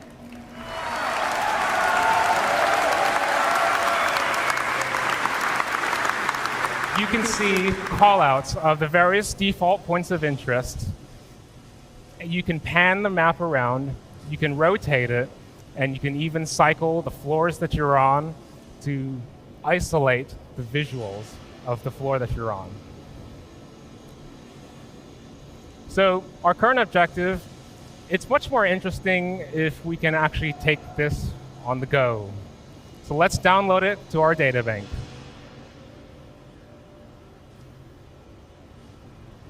See, that's a super key part of this demo that I think we'll come back to a lot, but that still tells me that you won't just have a map everywhere you go.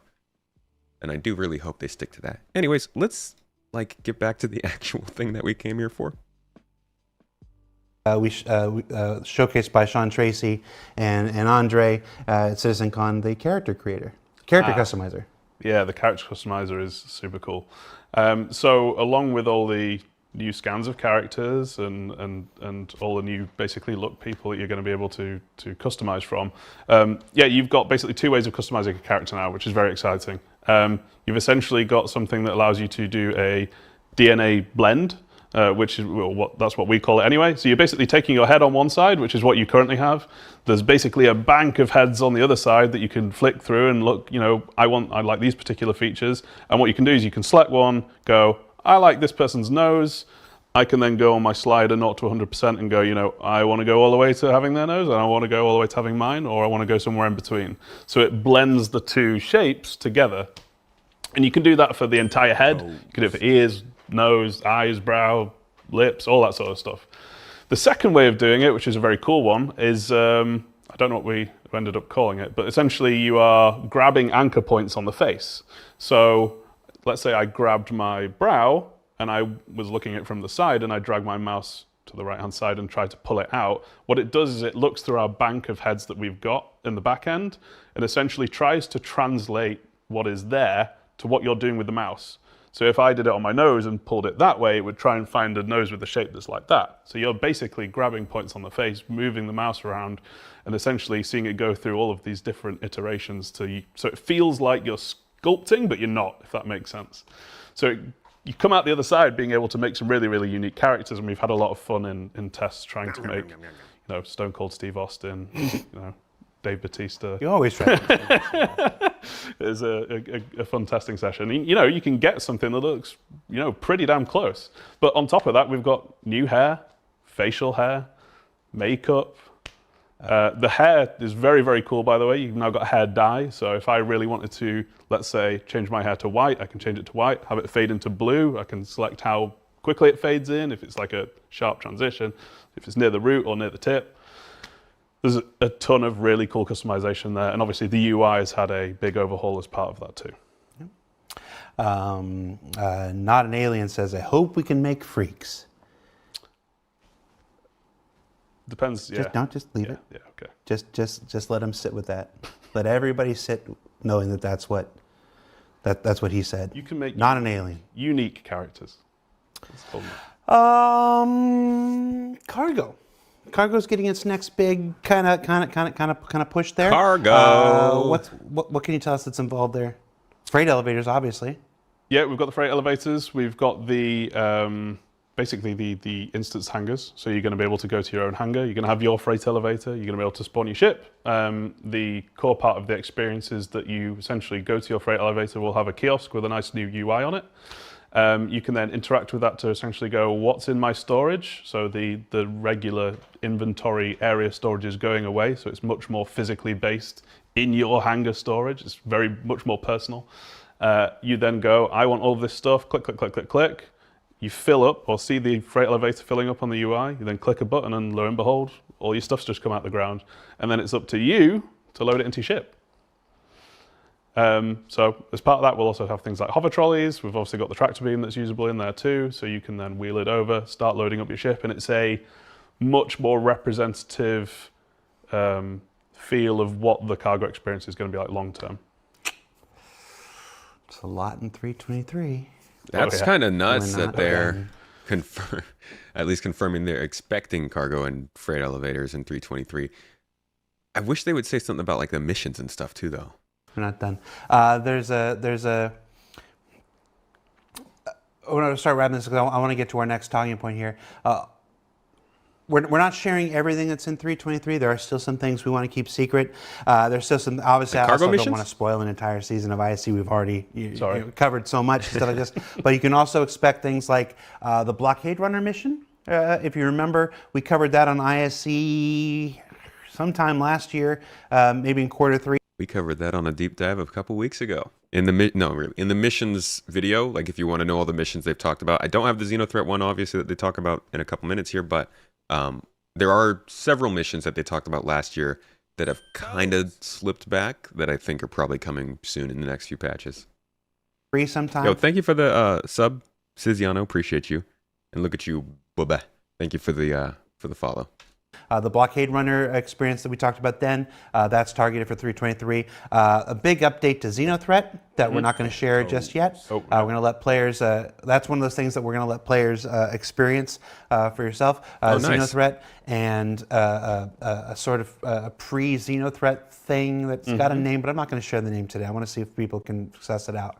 But Xenothreat's getting much pre-Xenothreat name.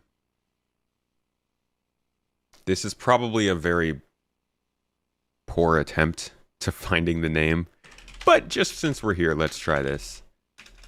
Oh my god, I can't spell. Quantum Quasar Odin.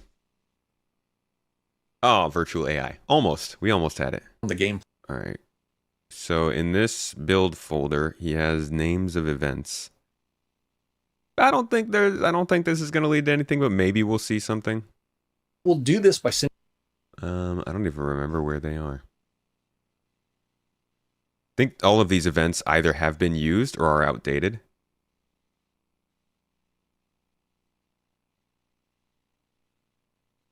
The input parameters that can be looking through the library available and has access to much of the same information. Let's see.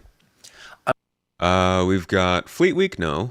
Freighter Escort. I think that's a mission. I think that might be the mission that we were seeing, or related to the mission we were seeing last year in the monthly reports, where they talk about like an escort mission and you have to do things while you're on the escort. Jumptown 2. We knew about that. Ninetales Lockdown. That's what's being changed out to Blockade Runner. Security Lockdown. I don't know what that is. Maybe that, I don't know. And then Xenothreat. So the only ones here that aren't a thing is Drug Run, Gold Rush, Infiltrator, Quasar Demo. I don't know. I don't think any of these would be a thing. This is like 3 years ago. This is 2021. But I thought it might be worth checking out. Pre-Xenothreat. I wonder what it is. Like a preparation kind of phase? We wouldn't prepare for Xenothreat though. That'd be weird. We don't know they're coming. It's a surprise terrorist attack. What would a pre-Xenothreat event look like? Looking for the giveaway? ! Giveaway will bring the link up for you.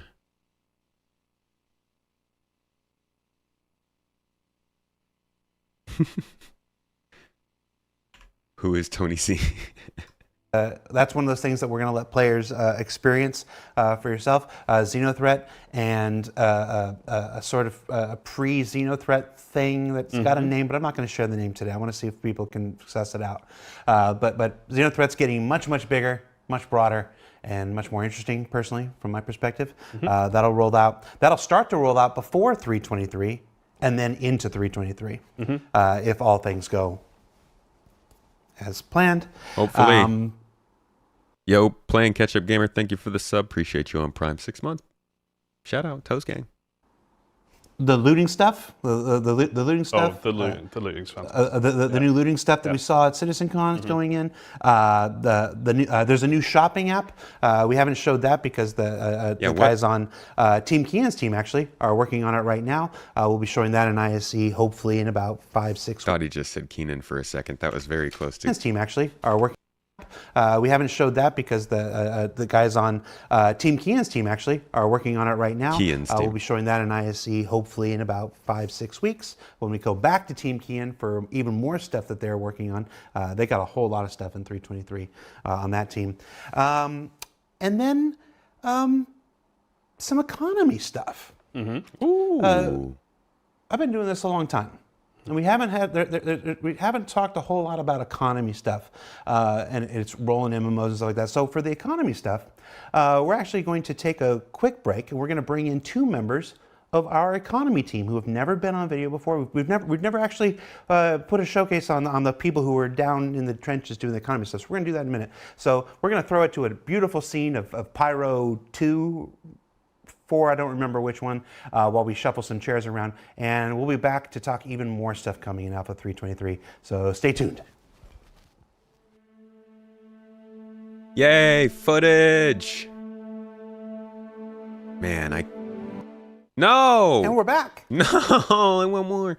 All right, so we're going to do a little intermission here, my good folks, because we've got economy stuff to talk about. So that was mainly the 3.23 sort of slide reel, and he went through a lot of stuff pretty quickly there at the end especially, but we did touch on a lot of this stuff I think in some pretty good detail. One of the last things that he mentioned there, we only looked at a different time, was this looting screen. This is the new way to loot in the game, and it's going to make things a whole lot easier and a whole lot faster. As you can see, it's not like this weird clicky click inventory shuffle. It's just a nice one screen, succinct and pretty straightforward scene. Are we getting economy finally where prices are different in different systems? Well, I couldn't tell you because we don't have any more systems. But it sounds like they're going to be changing prices. That's what we're about to look into here in a cool minute. And for those of you who are involved in our giveaway, we are giving away a Drake Vulture right now. Make sure to go in there and get all your points and your entries. We got a secret code for that one that you may have heard of that you should enter for a couple extra points. And there are only a few different times throughout our giveaways where this is visible or notable. So make sure to grab that code and go submit it, get a couple extra inputs. Just dropped it on Twitch, good old Mrs. Tomato, and on YouTube. Look at that. Let's see. Life in the First Person, I think, had a couple of the things that they're including. It did seem that they're not doing radiation, which is something that we were seeing being pushed on at your body. CitizenCon. If you have a directional source, it's based on your body. I don't know if they mentioned the locomotion Now you're stuff. sprinting. That's gonna Did they mention the ladder and all that for 3.23? I may have missed that, actually. So we are doing the EVA, so I'm assuming we'd get the other changes. Not getting this. Okay. But we are getting this. Into spaces we couldn't get into before, or not easily with the old EVA. We're going to traverse through here, thread the needle, and also the collision is much more forgiving. We're going to slide off at slower speeds, so we're not going to be spinning away. Okay, big reveal. Love this station. This is amazing. And we're also adding... Yeah, they said we're going to get the locomotion changes as well. I have to go back and watch through this again, because I think I missed a couple things. All right, y'all. So let's talk about economy. Again, that was the 3.23 deep dive, but these economy changes might also be coming up in the patch, which would actually be a really major change too. Economy is one of the things that tends to not change too much throughout the years. And now that they have a team who's been working on it for, I think, about 7 or 8 months now, they've been building up some work that they're getting ready to put in that I think will end up changing how we go about missions and general gameplay. Hi, everybody. We're talking about all the cool, awesome. I was going to say a swear word, and I already used my one yesterday. Being targeted for Alpha 3.23. Joining us now are members of our UK economy team, Andre and Nick. Andre, Nick, how you doing? Hello. Hello. Thank you for having us.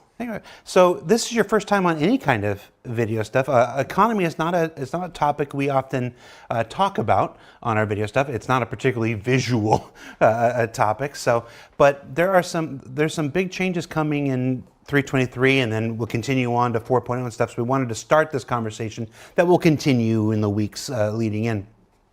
Before we get into that, let's introduce yourselves. Let people know who you are and what you do. So Andre, you're closest, so we'll start with you. Hey. Who are you? What do you do? I am Andre. I'm the lead economy designer. The lead economy designer. What does the lead economy designer do? Not much. But well, he's figured the show out. But I disagree with the fact that economy is not cool. I brought all my spreadsheets, so I'm going to prove you wrong. You just live your life in spreadsheets. Of course. Yes. Okay. Nick. Yeah, hi, I'm Nick, and I am one of the economy designers. You looked at your notes for that, didn't you? I saw you. All you had to do was say your name and what you did. Just to be sure, just got to be certain. Okay. I've got based in Manchester studio here, but I figured that was unnecessary. So. And of course, the economy team is not just you. You're just the two who were drafted to appear with us today. Who else is on your team? There's actually 3 of us. We have Connor in the US. Hello, Connor. He's probably most certainly watching us right now live. Yeah. Yeah. You say one thing to Connor before we continue. What would it be? What would it be? You should check your notes. Oh yeah, we should check my notes. It would be well done on other systems. Oh, ominous. Other systems. I, like I think I spoke with Connor at CitizenCon. At one of the bars after the like later on in the night. And it was a good talk. And like the stuff he told me about the economy, it sounded good. It sounded like they were going to be doing some good stuff with it. And I think I remember somebody saying that like things weren't going to move with the economy sometime shortly after CitizenCon.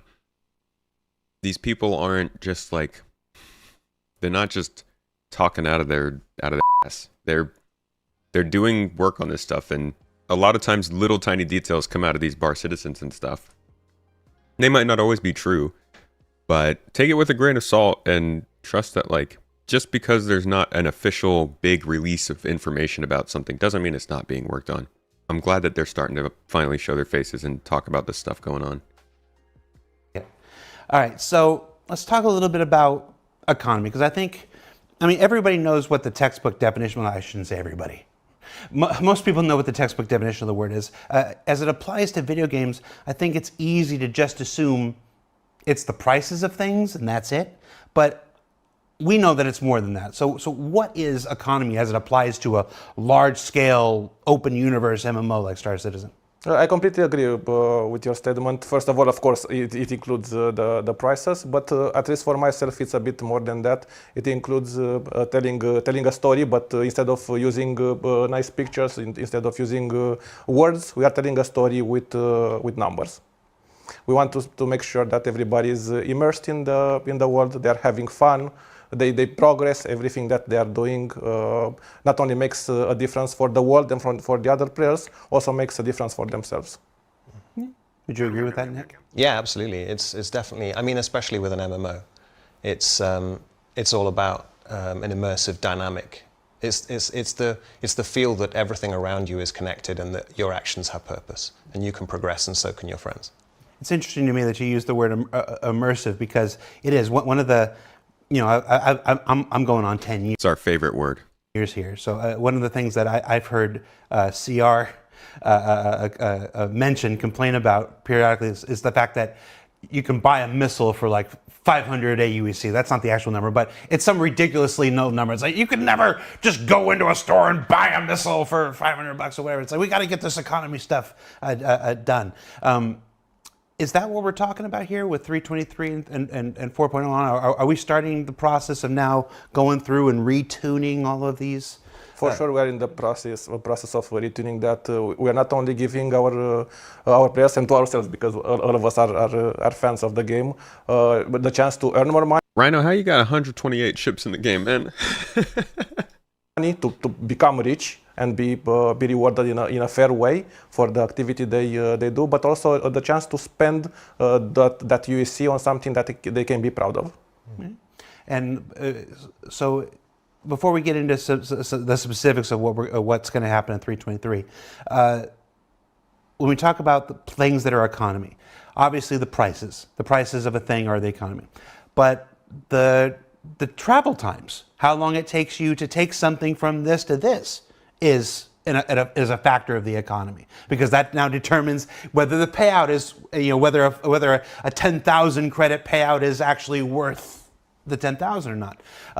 How long it takes you to get your ship back from insurance is a factor of economy. What else am I not thinking of? Those are very good examples. Yo, it looks like somebody just spawned a giveaway over on Twitch. Hit ! Enter to get in on that. Somebody is gifting out a pair of our socks. That's pretty cool. They're good socks. On Twitch, ! Enter if you want to get in on that. Real quick. You got 60 seconds. Probably less than that, because it's been like multiple seconds since I saw it. And multiple seconds before that. Yo, appreciate you. Lovely Twitch angel, or socks angel. Thank you for keeping somebody's toes warm. We always appreciate it, Toes Gang. Come on then, play. And going back to immersion, it's almost like level design. We want to find in the places that we go and explore the things that we would expect to find there, and their prices to be according to, for example, to the distance from where they are produced. Love this stuff. I love to hear this. We're gonna go all the way back to the OG Star Citizen videos to talk about this one. It looks like PK Payback got those toes warm. Congratulations on your socks, my friend. Make sure to go somewhere to redeem those, Mrs. T. I don't know where they need to go for the socks. I think you're gonna get a code to get them for free on the store. Congratulations, though, my friend. Dark Horse, welcome to the stream, by the way. Good to see you in here. We are using Restream for the chat overlay thingy-majiga. All right, so if you go back to these really old videos, they actually have something here about the economy. And all that stuff about, how far away is the job you're going for, we talk about that a lot. Like, they'll give you a mission that has you flying 40 million kilometers across the system, drop off a satellite for 5,000 credits. Most people would say that's a waste, right? But if that same mission required you to do that for 30,000 credits, you might consider it, yeah, I'd do that. They don't necessarily have to throw an enemy in there or throw extra steps in there to make it seem like it's worth more money. It can be distance, it can be the risk of the environment, it can be whether it's a cave versus a space station. There's a lot of ways for them to differentiate missions and stuff, and then also give us payouts based on that stuff. So I'm glad they're starting to talk more in depth about that as an idea, as opposed to just across the board payments for all these different missions. Here's what they originally said about the economy, though. Little throwback. The economy itself, first of all, in Star Citizen is completely dynamic. So the player's actions are going to be affecting the supply and demand and the prices. So a lot of the missions that are generated for players to take, or even AI to go and do, are created by the economy system itself. To give you an example, if you have a weapons factory sitting on a planet and it requires 3 tons of metal alloy and 1 ton of high explosive and 1 ton of electronics to create 20 missiles in a game turn, that factory will create a mission out on the mission boards, which we'll have in a system, and that will propagate to other systems at sort of the speed of communication in the Star Citizen universe. And it will say, hey, look, I need 3 tons of steel alloy, 1 ton of high explosive, 1 ton of electronics, and who wants to take them? And so in that case, a player could look at the mission board and go, oh, look, there's a mission to take 3 tons. Okay, I'll take it, and fly in with the alloy. And if the player doesn't do it, an AI will take it and fly the stuff in. And along the way, if that player or the AI get attacked by a pirate and they don't make it through, then the goods aren't getting to the factory. The factory doesn't have the materials it needs to make the missiles, so it can't produce missiles that turn. Now, if people are buying missiles in that system, the inventory on the show floor will dwindle and they won't have any more missiles, which will mean the supply's low, so the demand's high. Prices will probably go up. Now, that factory will probably say, I have a pirate problem on my getting my raw materials. So it will create a mission with the Mercenaries Guild and says, I need you to go and clear out the pirates that are attacking this stuff, or I need you to be an escort ship escorting these alloys in. So that creates missions for mercenaries there. So players' actions as a pirate or as a trader could affect what's happening in the economy.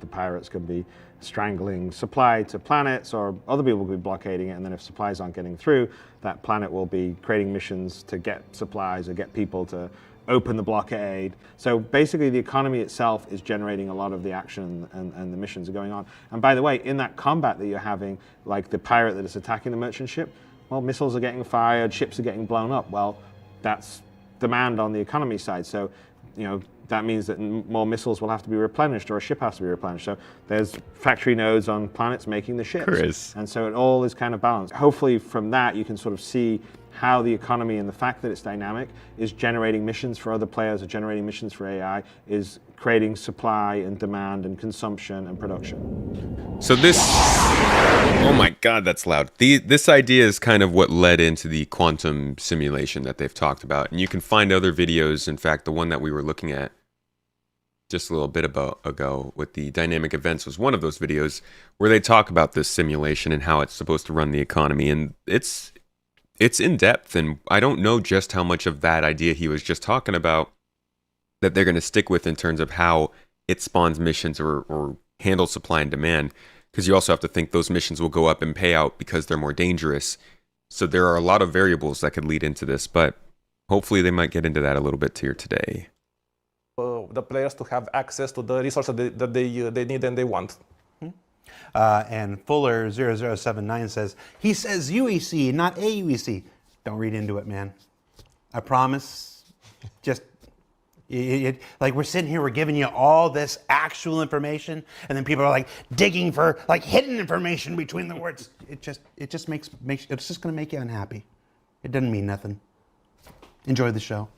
All right, so in 323, the first, let's say the next kind of major push towards building this economy, towards hardening this economy that's been, if you don't mind my saying, kind of all over the place for years and years and years. It's going to happen. What are we talking about as far as what's going to happen in 323? Well, cohesive is a word that we are using a lot, bringing all these systems that our wonderful colleagues already built, bringing them together so they make sense when they work together. So you've already seen some glimpses in Pyro, in the design of Pyro, in the design of the prices of the new, the new prices of armors that need to work very hard on them. We're working on the weapons, on FPS weapons, pre-balance, vehicles, ships. Eventually, we're going to do a pass on everything, basically. So armors, weapons, probably the one that most people will notice right off the bat is ships and vehicles. So there's going to be a substantial change to the prices of ships and vehicles in 323. We're not going to ask you for specific numbers here because 323 is still many, many weeks away, and it would be a pointless exercise right now. But talk to me about the process. How are you determining what these new prices are going to be? Thank you. There's not a good way or a bad way to do it. We explore different ways. Talking specifically about vehicles, for example, manufacturers, it's something that we look into. We could take each individual vehicle or ship and disassemble it into its stats. How fast does it accelerate? How fast? What is its maximum speed and mass and everything? But because that is subject to change, we don't want to tweak those prices every time a small change is made. Yeah. So for that reason, we take those factors that we know they are already decided on. For example, I mentioned already manufacturers. Some manufacturers put more care into their work. They use better. See, this is a super important point, dangerous point, because now this is starting to tread into marketing territory. The way that marketing phrases these ships, they gotta make sure that like it goes correctly with the way that the ships are priced. If we talk about how Drake has very weak armor because that's just what they are, and the price reflects that, then marketing can't go and put out a video that shows a Cutlass tanking through a bunch of fire. Like, we all know they will, though. Some manufacturers put more care into their work. They use better materials. They use better technology. They use alien technology that is harder to get. That informs the price. Obviously, if a ship is larger, it's going to cost more. Gotcha. And if it's Drake, it's obviously going to be cheaper. I would not confirm or deny that. Okay. So manufacturer is one tenet. What else is a factor? The size of the ship and its focus. So the same way a tank is more expensive than a lorry, the same way I would expect a combat ship to have better technology, better armor, better stats on average than a truck. Okay. So it sounds like, if I'm understanding you right correctly, in 323 there's going to be so manufacturer, components, armor materials, and power, maybe like redundancy. Massive change to the in-game cost. And I want to make sure that we're talking. This is a development thing. It's not a marketing thing before the friggin' Reddit threads start up. This is going through and working the in-game economy and realigning the ships based on manufacturer, roll size. I did ask you if you could give us some examples. Now, these are not going to be final examples. Obviously, again, the changes won't happen for several weeks yet. But just to help us illustrate, to help us prepare for what kind of stuff we're talking about. Were you able to get some examples? Yes. Okay. I watch your show, so I see that you have a Pisces there. No, yeah. So the rescue one, because we want to make it more affordable, and because myself, I see myself playing as a medic in the future. I made it a bit more affordable. So it's going to be in the range of $500,000 USC, alpha USC. And so I feel like a spaceship medic is like an advanced form of medical gameplay. It seems like a basic medic shouldn't afford a ship, right? Like, you should be starting out as a medic who's working on a team or in a crew, or maybe on a non-dedicated medical starter ship. But it seems like making the ship affordable for the person to get into medical gameplay. I don't know. I guess it all depends on really when that becomes affordable. Because that's the constant conversation. How long should it take to earn one of those ships? They might be lowering the prices, but they also might be raising the mission payouts. Isn't it always better to start with a higher price and then lower it according to how it goes? Perhaps. And it seems like this is a balancing effort that's going to take place over time because we don't even have armor. So he was talking about how it's not based on statistics, but it certainly will be based on the things that make those statistics, like armor and components, and those things won't be finalized until at least after Master Modes and Maelstrom. So this will be an ongoing thing. They are talking about this being an economy push, an update to the economy in 323, and as he seems to be saying, beyond throughout this year. Do not in any way expect this to be final, though. This is probably like the economy update for alpha. Like, this is the alpha economy, and from here on will be good until probably after 4.0 for a bit, and then like once they get the extra systems in, like quantum simulation running, supply and demand is going, economic nodes are going, Maelstrom is in, armor is in, then they'd probably do a couple more big updates like this. But I think things will change after this even. They can't make it too high at this point with wipes, or by the time... Yeah, they can't make it too high. But they could make it too high if they made the mission payouts higher. So that's why it's hard to judge. But anyways. Saying something like the prices might actually go down as far as the cost. The Pisces Rescue is going to be a lot more affordable than it was. I can give you the example of my favorite ship. You can argue about that in the chat. It's the Arrow. I really like the Arrow. It's going to be in the range of about 2 million USC. It's a combat ship. It's high performance ship. So obviously, somebody that can drive that ship worked very hard to get that ship, and they can be proud of owning that ship. So those seem like kind of lower level, entry level ships. Yes. Can we talk about something kind of mid range, like a Connie? Or a Connie, it's a very good example because a lot of our players like that ship. I think it's in the range of 10 million now. Maybe going back into combat, something even larger. I really like the Hammerhead. Yeah, the Hammerhead is going to be about 45 to 50 million USC. It's a ship that. Okay, so they're gonna do combat bias then, because the Hammerhead's not 4 times bigger than the Connie, and it sounds like he was saying specifically going towards something combat focused. So that's cool. 45 million's a lot, but honestly, for a ship like that, what are you buying it for? Or gameplay, group gameplay. A military, a militia. But again, if you're going to charge that much for a Hammerhead, you have to supply the missions for people who would be interested in the Hammerhead to earn that money. You can't just be like, oh yeah, the Hammerhead's 45 million. It's a lot of money, but you can make plenty of money salvaging. You got to make it so that the people who are interested in using the Hammerhead can easily earn into that. Otherwise, everybody's going to have to be in some kind of multi-purpose organ. Who really wants that? Not me. Multi-purpose organ. Ew. The garden does not grow. Uncount, thank you for the Prime sub. Anna Bunches, thank you for the Prime sub as well. Appreciate it. We got another raffle started on Twitch, folks. ! Join. It's not quite socks, but it'll keep your toes warm.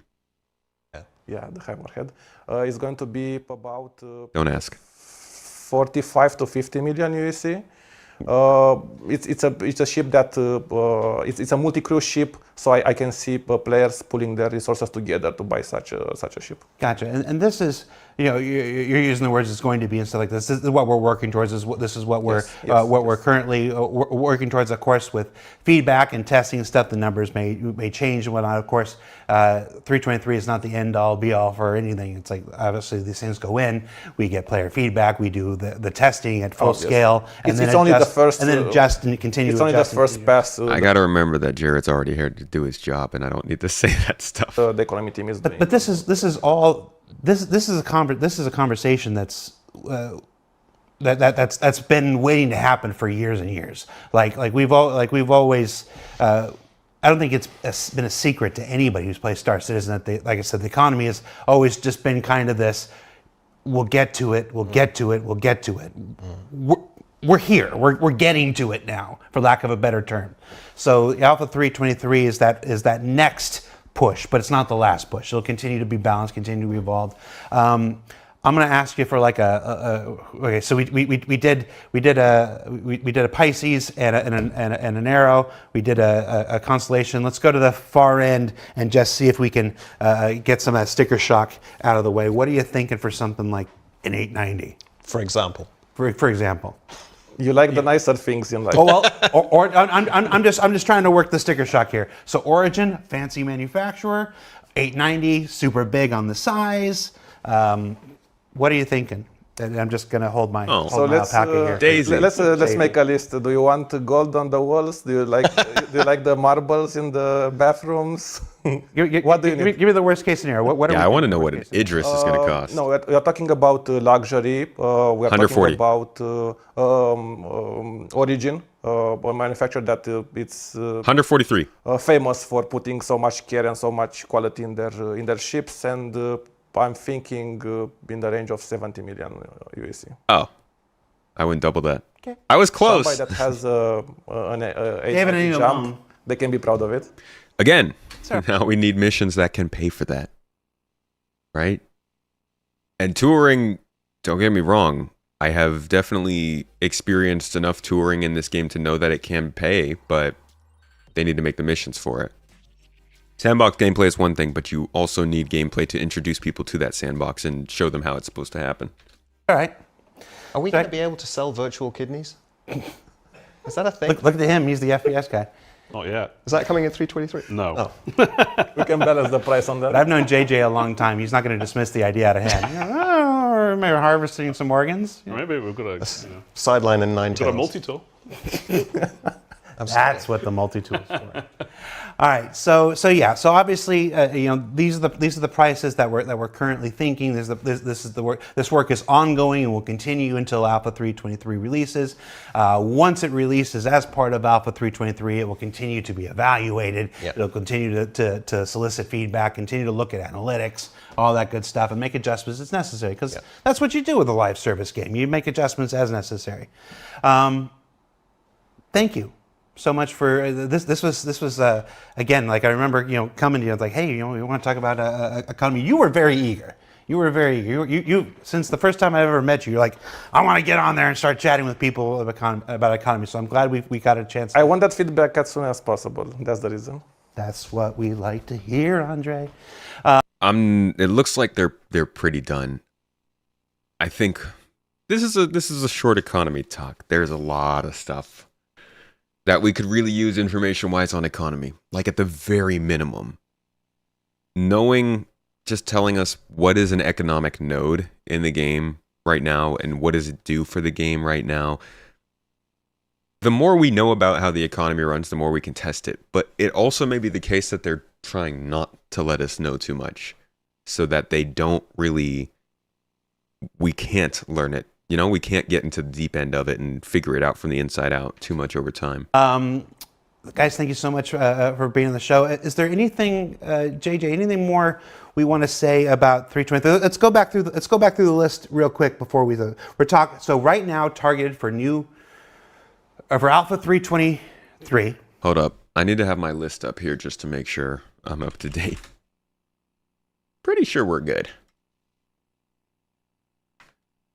We're targeting new EVA, the new Piss Pit, whatever we gotta get better at naming. Piss Pie. There's 2 pies, Jared.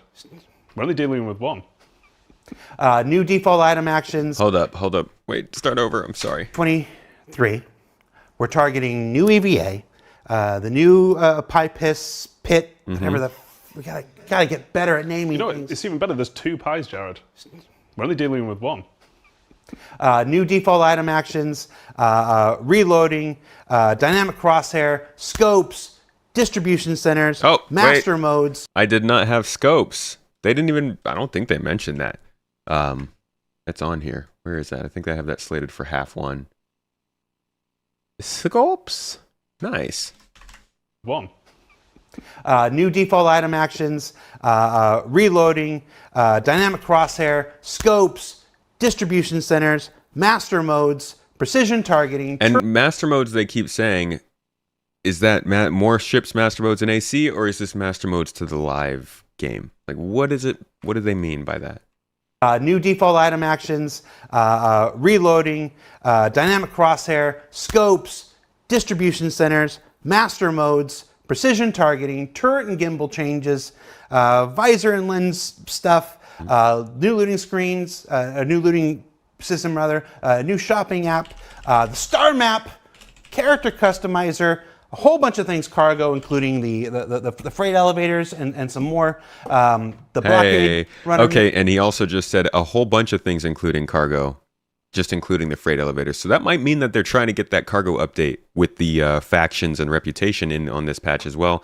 Also would make sense with the missions that they were working on last year that kind of just disappeared. Mission stuff we talked about, big changes to Xenothreat and these economy changes, and that's just the stuff I'm willing to share with you right now. There's even more.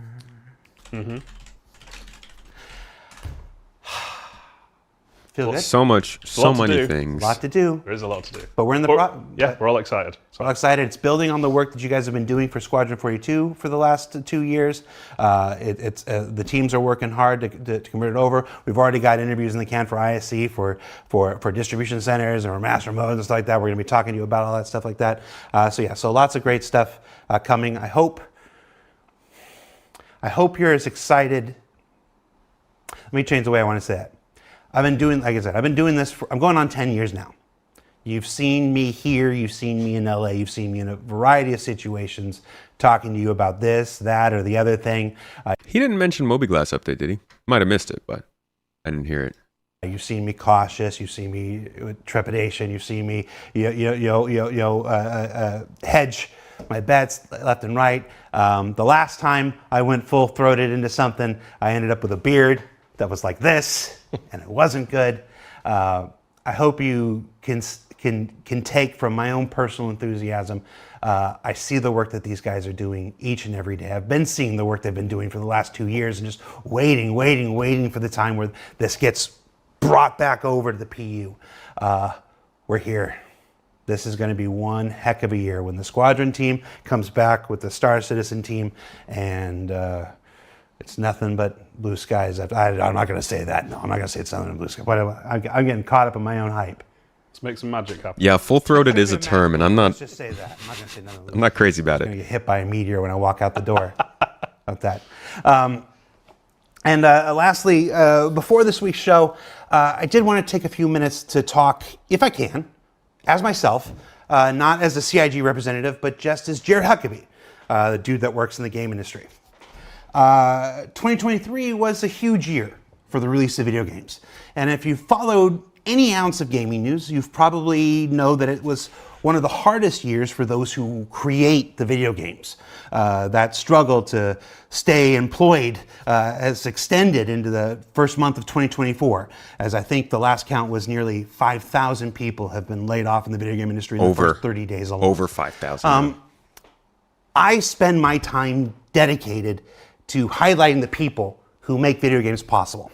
And as one of those people who are lucky enough to still get to do what I love, I wanted to take a moment at the end of the show, just as me, to show my appreciation and my gratitude to all those people who are dedicated to creating the universes for our entertainment, both here at CIG and at every game studio that's ever made a game I've played. To those who've made the games that I still haven't played, the backlog is real. And just my overall gratitude for everybody who contributes to this industry. You're appreciated, and we're all thinking about you always. So hope you guys land on your feet. We're going to keep on trucking. We're going to keep on making the biggest and baddest space MMO we can. And yeah, thanks for humoring me for the last few minutes. I don't know if I'm allowed to talk. It's just me, but I thought I'd take the chance. I needed to say something. So thanks a lot. Hope you enjoyed Star Citizen Live. Hope you're as hyped about Alpha 323 as I am. Oh yeah, join us next week on Inside Star Citizen when we shake things up and we explore the work of a team you'd probably never expect us to. It's not a 323 thing. It's one of those little cool detours that we take sometimes. Their work is really cool, and I hope you'll appreciate it as much as I do. And then we'll be back right here for another Star Citizen Live next week. And I have no idea who's on that show yet. I gotta wander through the hallways like the Grim Video Reaper. Like, you're next on my show. So take care. Thanks a lot. That's Andre. That's Nick. That's JJ. I'm Jared. See you later. Take care. Bye, Jared. Thank you for what you do, man. It's awesome. We love you. Yeah, the games industry has been rough. God, it sucked. But it also is like, it really goes to show the difference between working for a company that's built around investing and working for a company that's built around just raising cash. That works out for Star Citizen. It doesn't work out for Star Citizen in other ways, but when it comes to massive layoffs because of, the prospect of the future, Star Citizen could be in a similar situation. They're on the up and up, which is good for them. But I think it's a little bit more of a stable thing than a lot of the other companies I've seen. I'm glad, Bishop, that you've been able to survive all that onslaught, by the way. So, Yeah, that's about it. I really want to know now, who would the team be? I feel like a team that we don't see often is maybe Audio. We have not heard from the landing zone team in a while. What else? Audio, landing zone team. Planet Tech team, I think we heard about at CitizenCon. Actually, we heard about Audio at CitizenCon too. Motion capture. Motion capture would be an interesting one. I could see that. They do have plenty of ability to get motion capture footage, having like the biggest motion capture studio in the whole country now. Building interiors, I believe that is going to be the sandbox teams. Weather team would be Planet Tech. Last time the lore team was around, last year I think we did a lore roundtable. Docking? Docking does a lot of, is usually from the EU, I think the PU teams. Same people who worked on refueling. We got our sandbox teams here. Here we go, EU, PU. Refinery ships. We still haven't heard anything about that. Yeah, ship-to-ship refueling. So it's probably a similar team to that. Thank you for cheering that one bit. One bit goes a long way. Docking team is who you want to talk to. Bring in the docking team. AI tech, actor. Oh, actor feature team. What if Richard Tyrer came in and talked about actor features? That'd be pretty crazy. Science team. Can we never say full-throated again, please? Well, Echo, you just had me say it again, so. City building interiors is actually a good call. This time last year is when we heard about it. Not sure how that relates to the designated team, though. Building interiors is... Who's working on that? Montreal Sandbox team. They were working on it. Looks like, yeah, Montreal was working on it, which probably means it's done. When are player hangers coming? Well, we're getting instanced hangers with 323, but not persistent hangers, not just yet. But with those hangers are coming in the freight elevators, which will allow you to do all the loading on your ship yourself.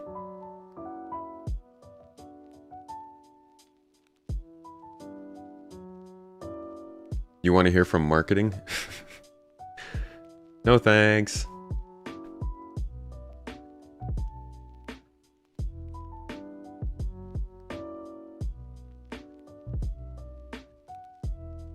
What else was there? Anything else that we really missed here? I think we covered everything pretty well. I'm actually, let's look at distribution centers one more time.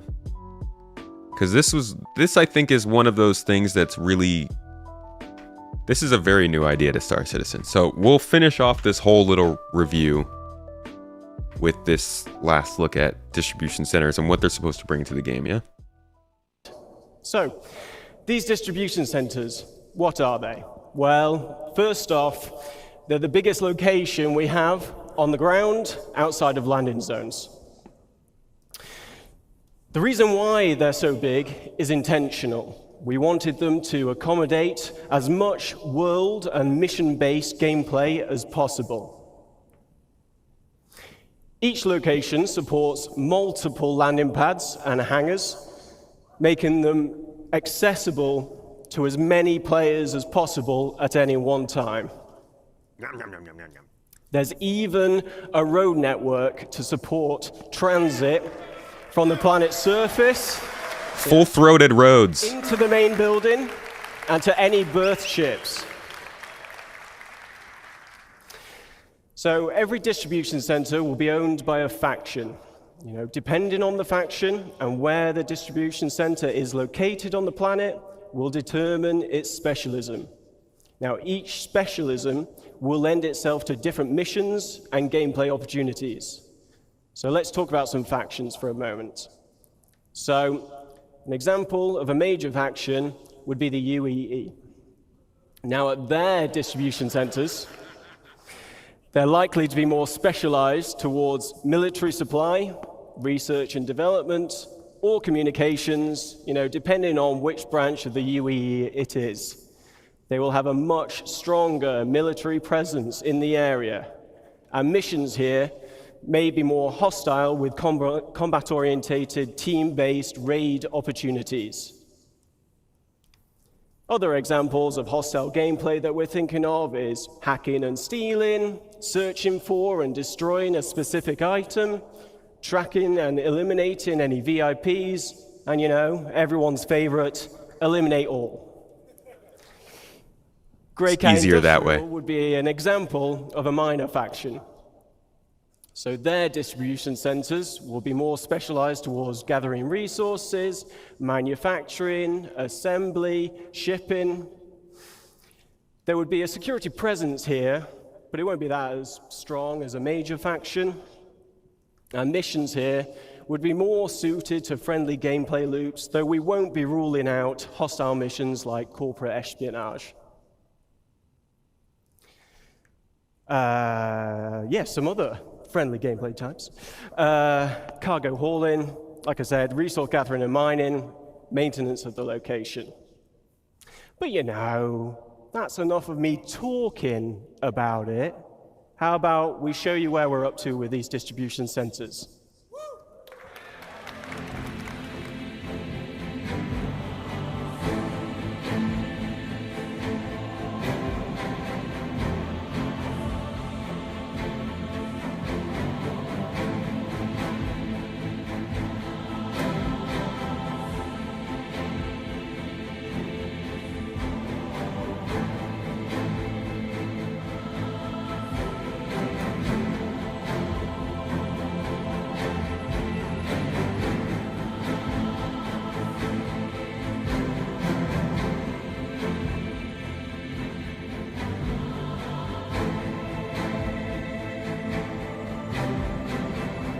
So you can see even back in October, these locations were fairly well, art-wise at least, finished.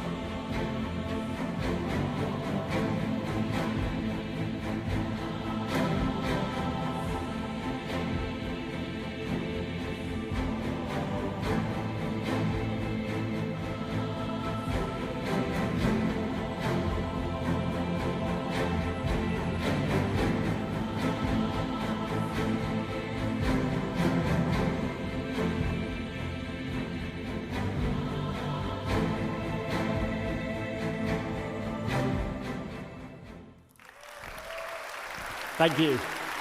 So yeah, these are pretty cool looking locations. I love that they're very open to the sky, so you get a sense of more ground to air kind of stuff than what we get in some of these other ground locations. And honestly, the best part, I think, is the possibility for different types of missions, which is what they're going to talk about here now. So one more little segment looking at these, and then we'll be done.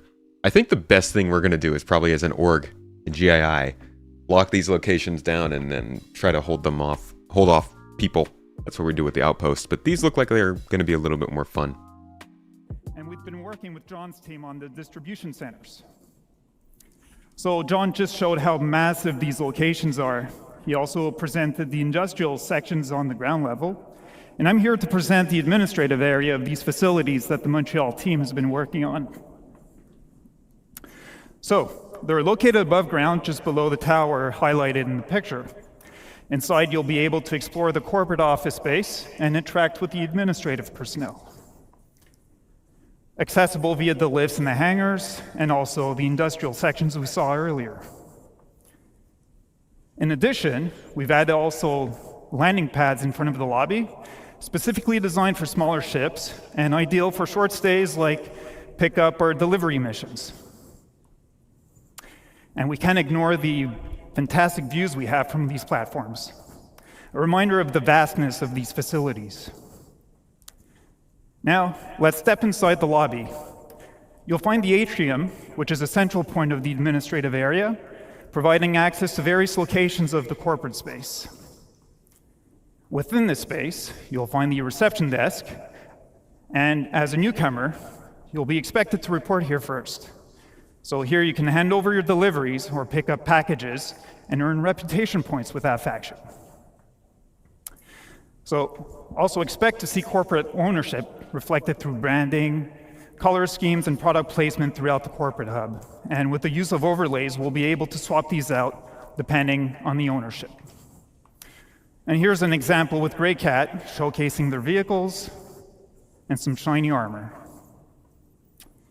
And back on the topic of reputation, as it grows, you can expect to gain access to the executive office spaces. From here, you'll meet with unique quest givers, and depending on your reputation level, you'll receive various mission types, either friendly or hostile. And finally, the distribution centers were designed as an evolving location. We've built this with future expansion in mind. And in the back of the lobby, for example, doorways could eventually lead to additional office space.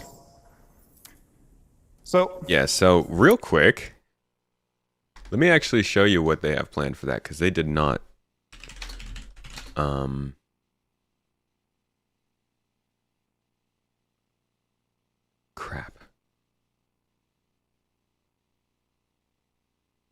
Crap. I don't remember what video it was. I want to say, I believe it's Life in the Verse. No, it is not. Which video was this? They showed us the UGFs before. It's not the New Underground. That was the review episode of ISC, I believe.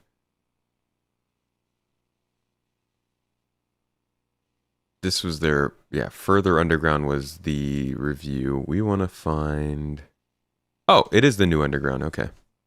So check this out. This will show you kind of what they have planned for these facilities in a more deep sense. That's an overview of what we're pushing for the new underground facilities. I'm quite excited about it, and hopefully you are soon. And we look forward to showing you more in the future.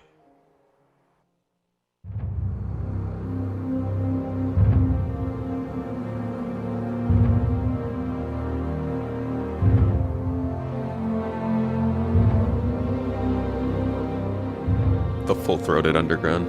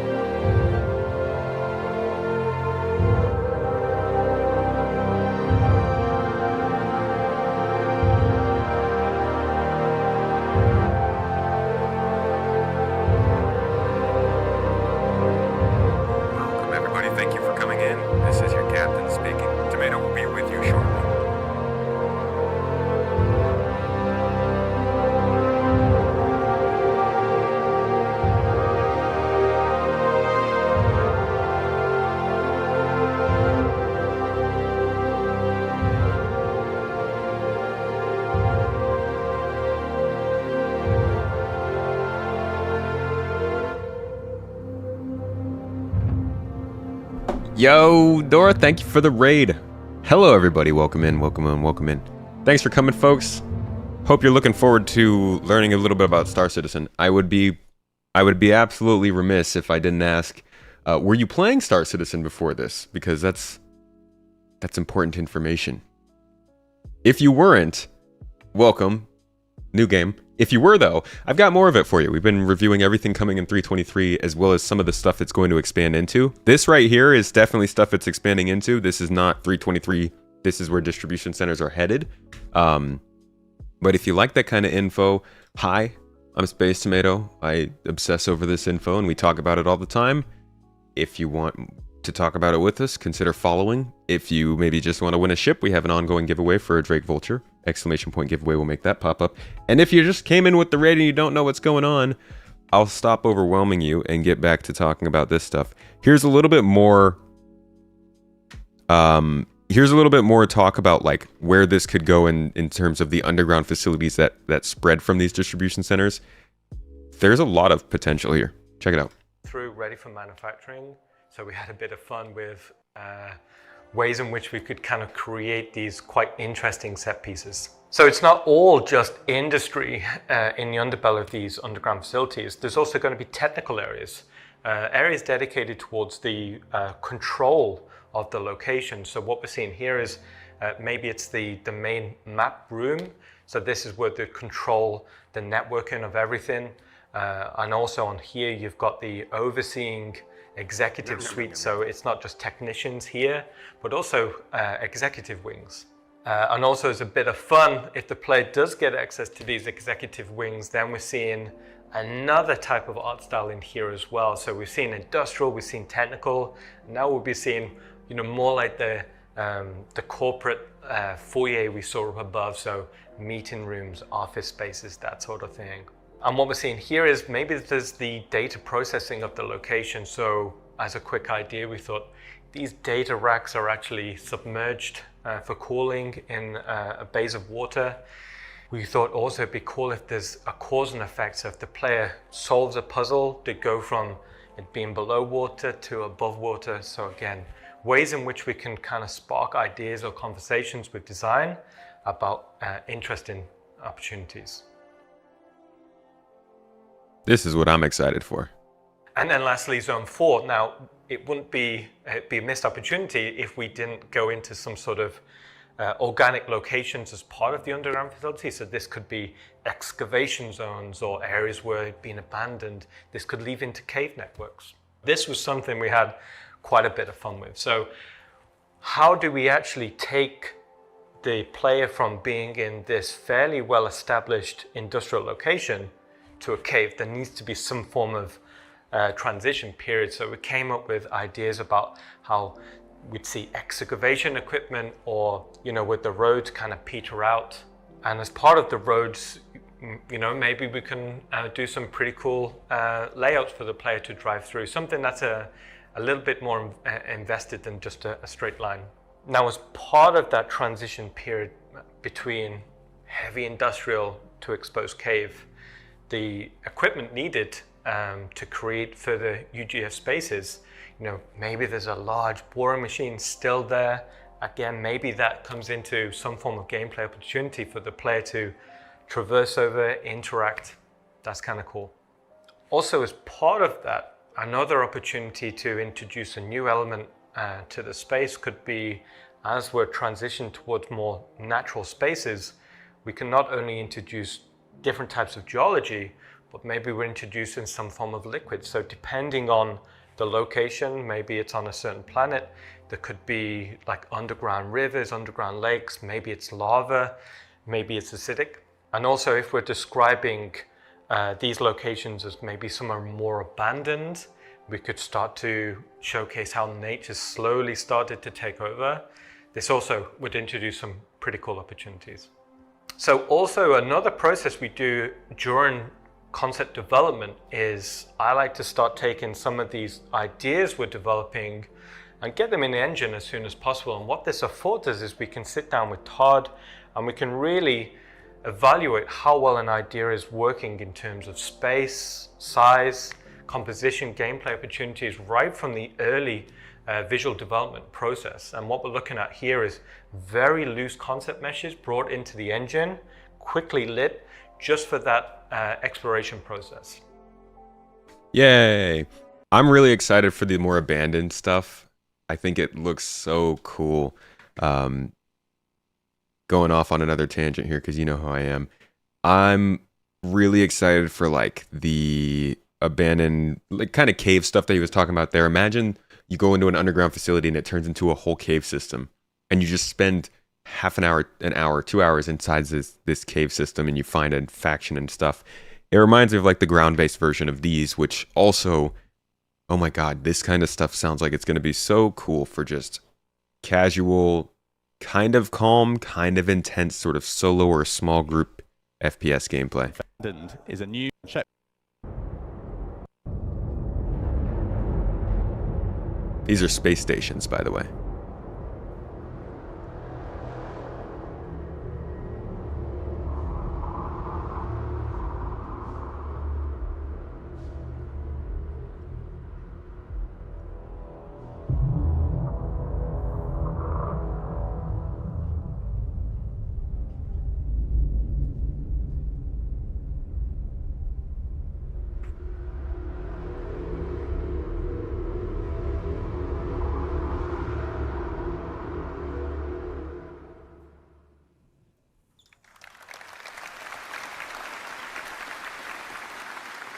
So yeah, that wasn't really a ton of stuff that they gave us, but like they talk about the possibilities here, and a lot of it is, oh, you're going to be restoring power, setting these places up. Maybe there's going to be have some like good loot outlaws to fight against. Overall, you can just tell that they're really starting to expand these locations and build them out to be more central spots for all this different gameplay they're working on. Not something we could say too long ago. I think the distribution centers are going to be their highlight for 323. Obviously, there's a lot of things they could highlight. The star map for sure is one. But I think that distribution centers are going to be like the poster child for it. It's a lot easier to sell it. It's a new location. It's where we will do all of the stuff we're getting in 323 during 323 and beyond. So I look forward to seeing just how much more they dive into these distribution centers. I hope that we get these underground portions now in 323 and not super later, because I think these will be also, they're just going to be a nice replacement, and if they can replace the current UGFs we have now, it would also just be really nice, just better layouts and everything. Hope you all enjoyed this deep dive into 323. This is like our first early preview. We're going to be doing a lot more feature previewing over the next couple of months. I'll have a couple of videos out for you. We'll do a few deep dives like this. And of course, when it does drop to PTU, you know, we'll be diving in probably for an extended amount of time on that day one. As long as we're not traveling. We will be heading out of town late this month. But you guys shouldn't notice any real dip in any content at that time. Except for we do have that house damage from the storms that passed through in December. So we'll be heading back to Turkey, getting everything kind of back up and running over there, hopefully only a couple days down. Who's the advocacy agent in Squadron 42? That is Trejo. You hype for the possible goals they are hoping to target, maybe? Possibly. Potentially. You're also looking for the distribution centers. You want to get rep with the UEE Navy with hopes to get military grade gear. That military multi-tool is good stuff. Yo, Lord Skippy, you're back from MegaCon. What's at MegaCon? 25 months as an onion. Skippy is the most onion of onions too, believe it or not. I'm good, dude. How are you? Audio dipped right when I said what? What day am I heading out? That'll be the day it drops. I'm not even going to say. I won't bring it into reality. Then they won't know. Good luck with the repairs. Thank you. We won't be doing... Here's the deal. We're renting this house, and we've been wanting to get out of it. We're not going to be focusing too much on repairs. We're going to make it work for our life over the next couple months. But we have a house over there that's currently in the processes of being made, so we're hoping to move by the summer. Next Inside Star Citizen will be this Thursday. Let's double check and see if they've actually put out a this week yet. Why Turkey? Mrs. Tomato is from Turkey, so we spend half the year over there.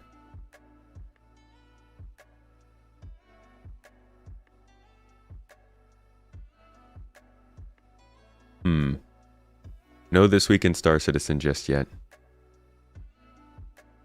Wipe with 323? I think so. If they're doing a bunch of economy stuff, I think it makes sense for them to do a wipe. A good old wipey wipe. Alright, y'all. I am just about done here. So I'm going to go ahead and prepare myself for a good day of some video fun.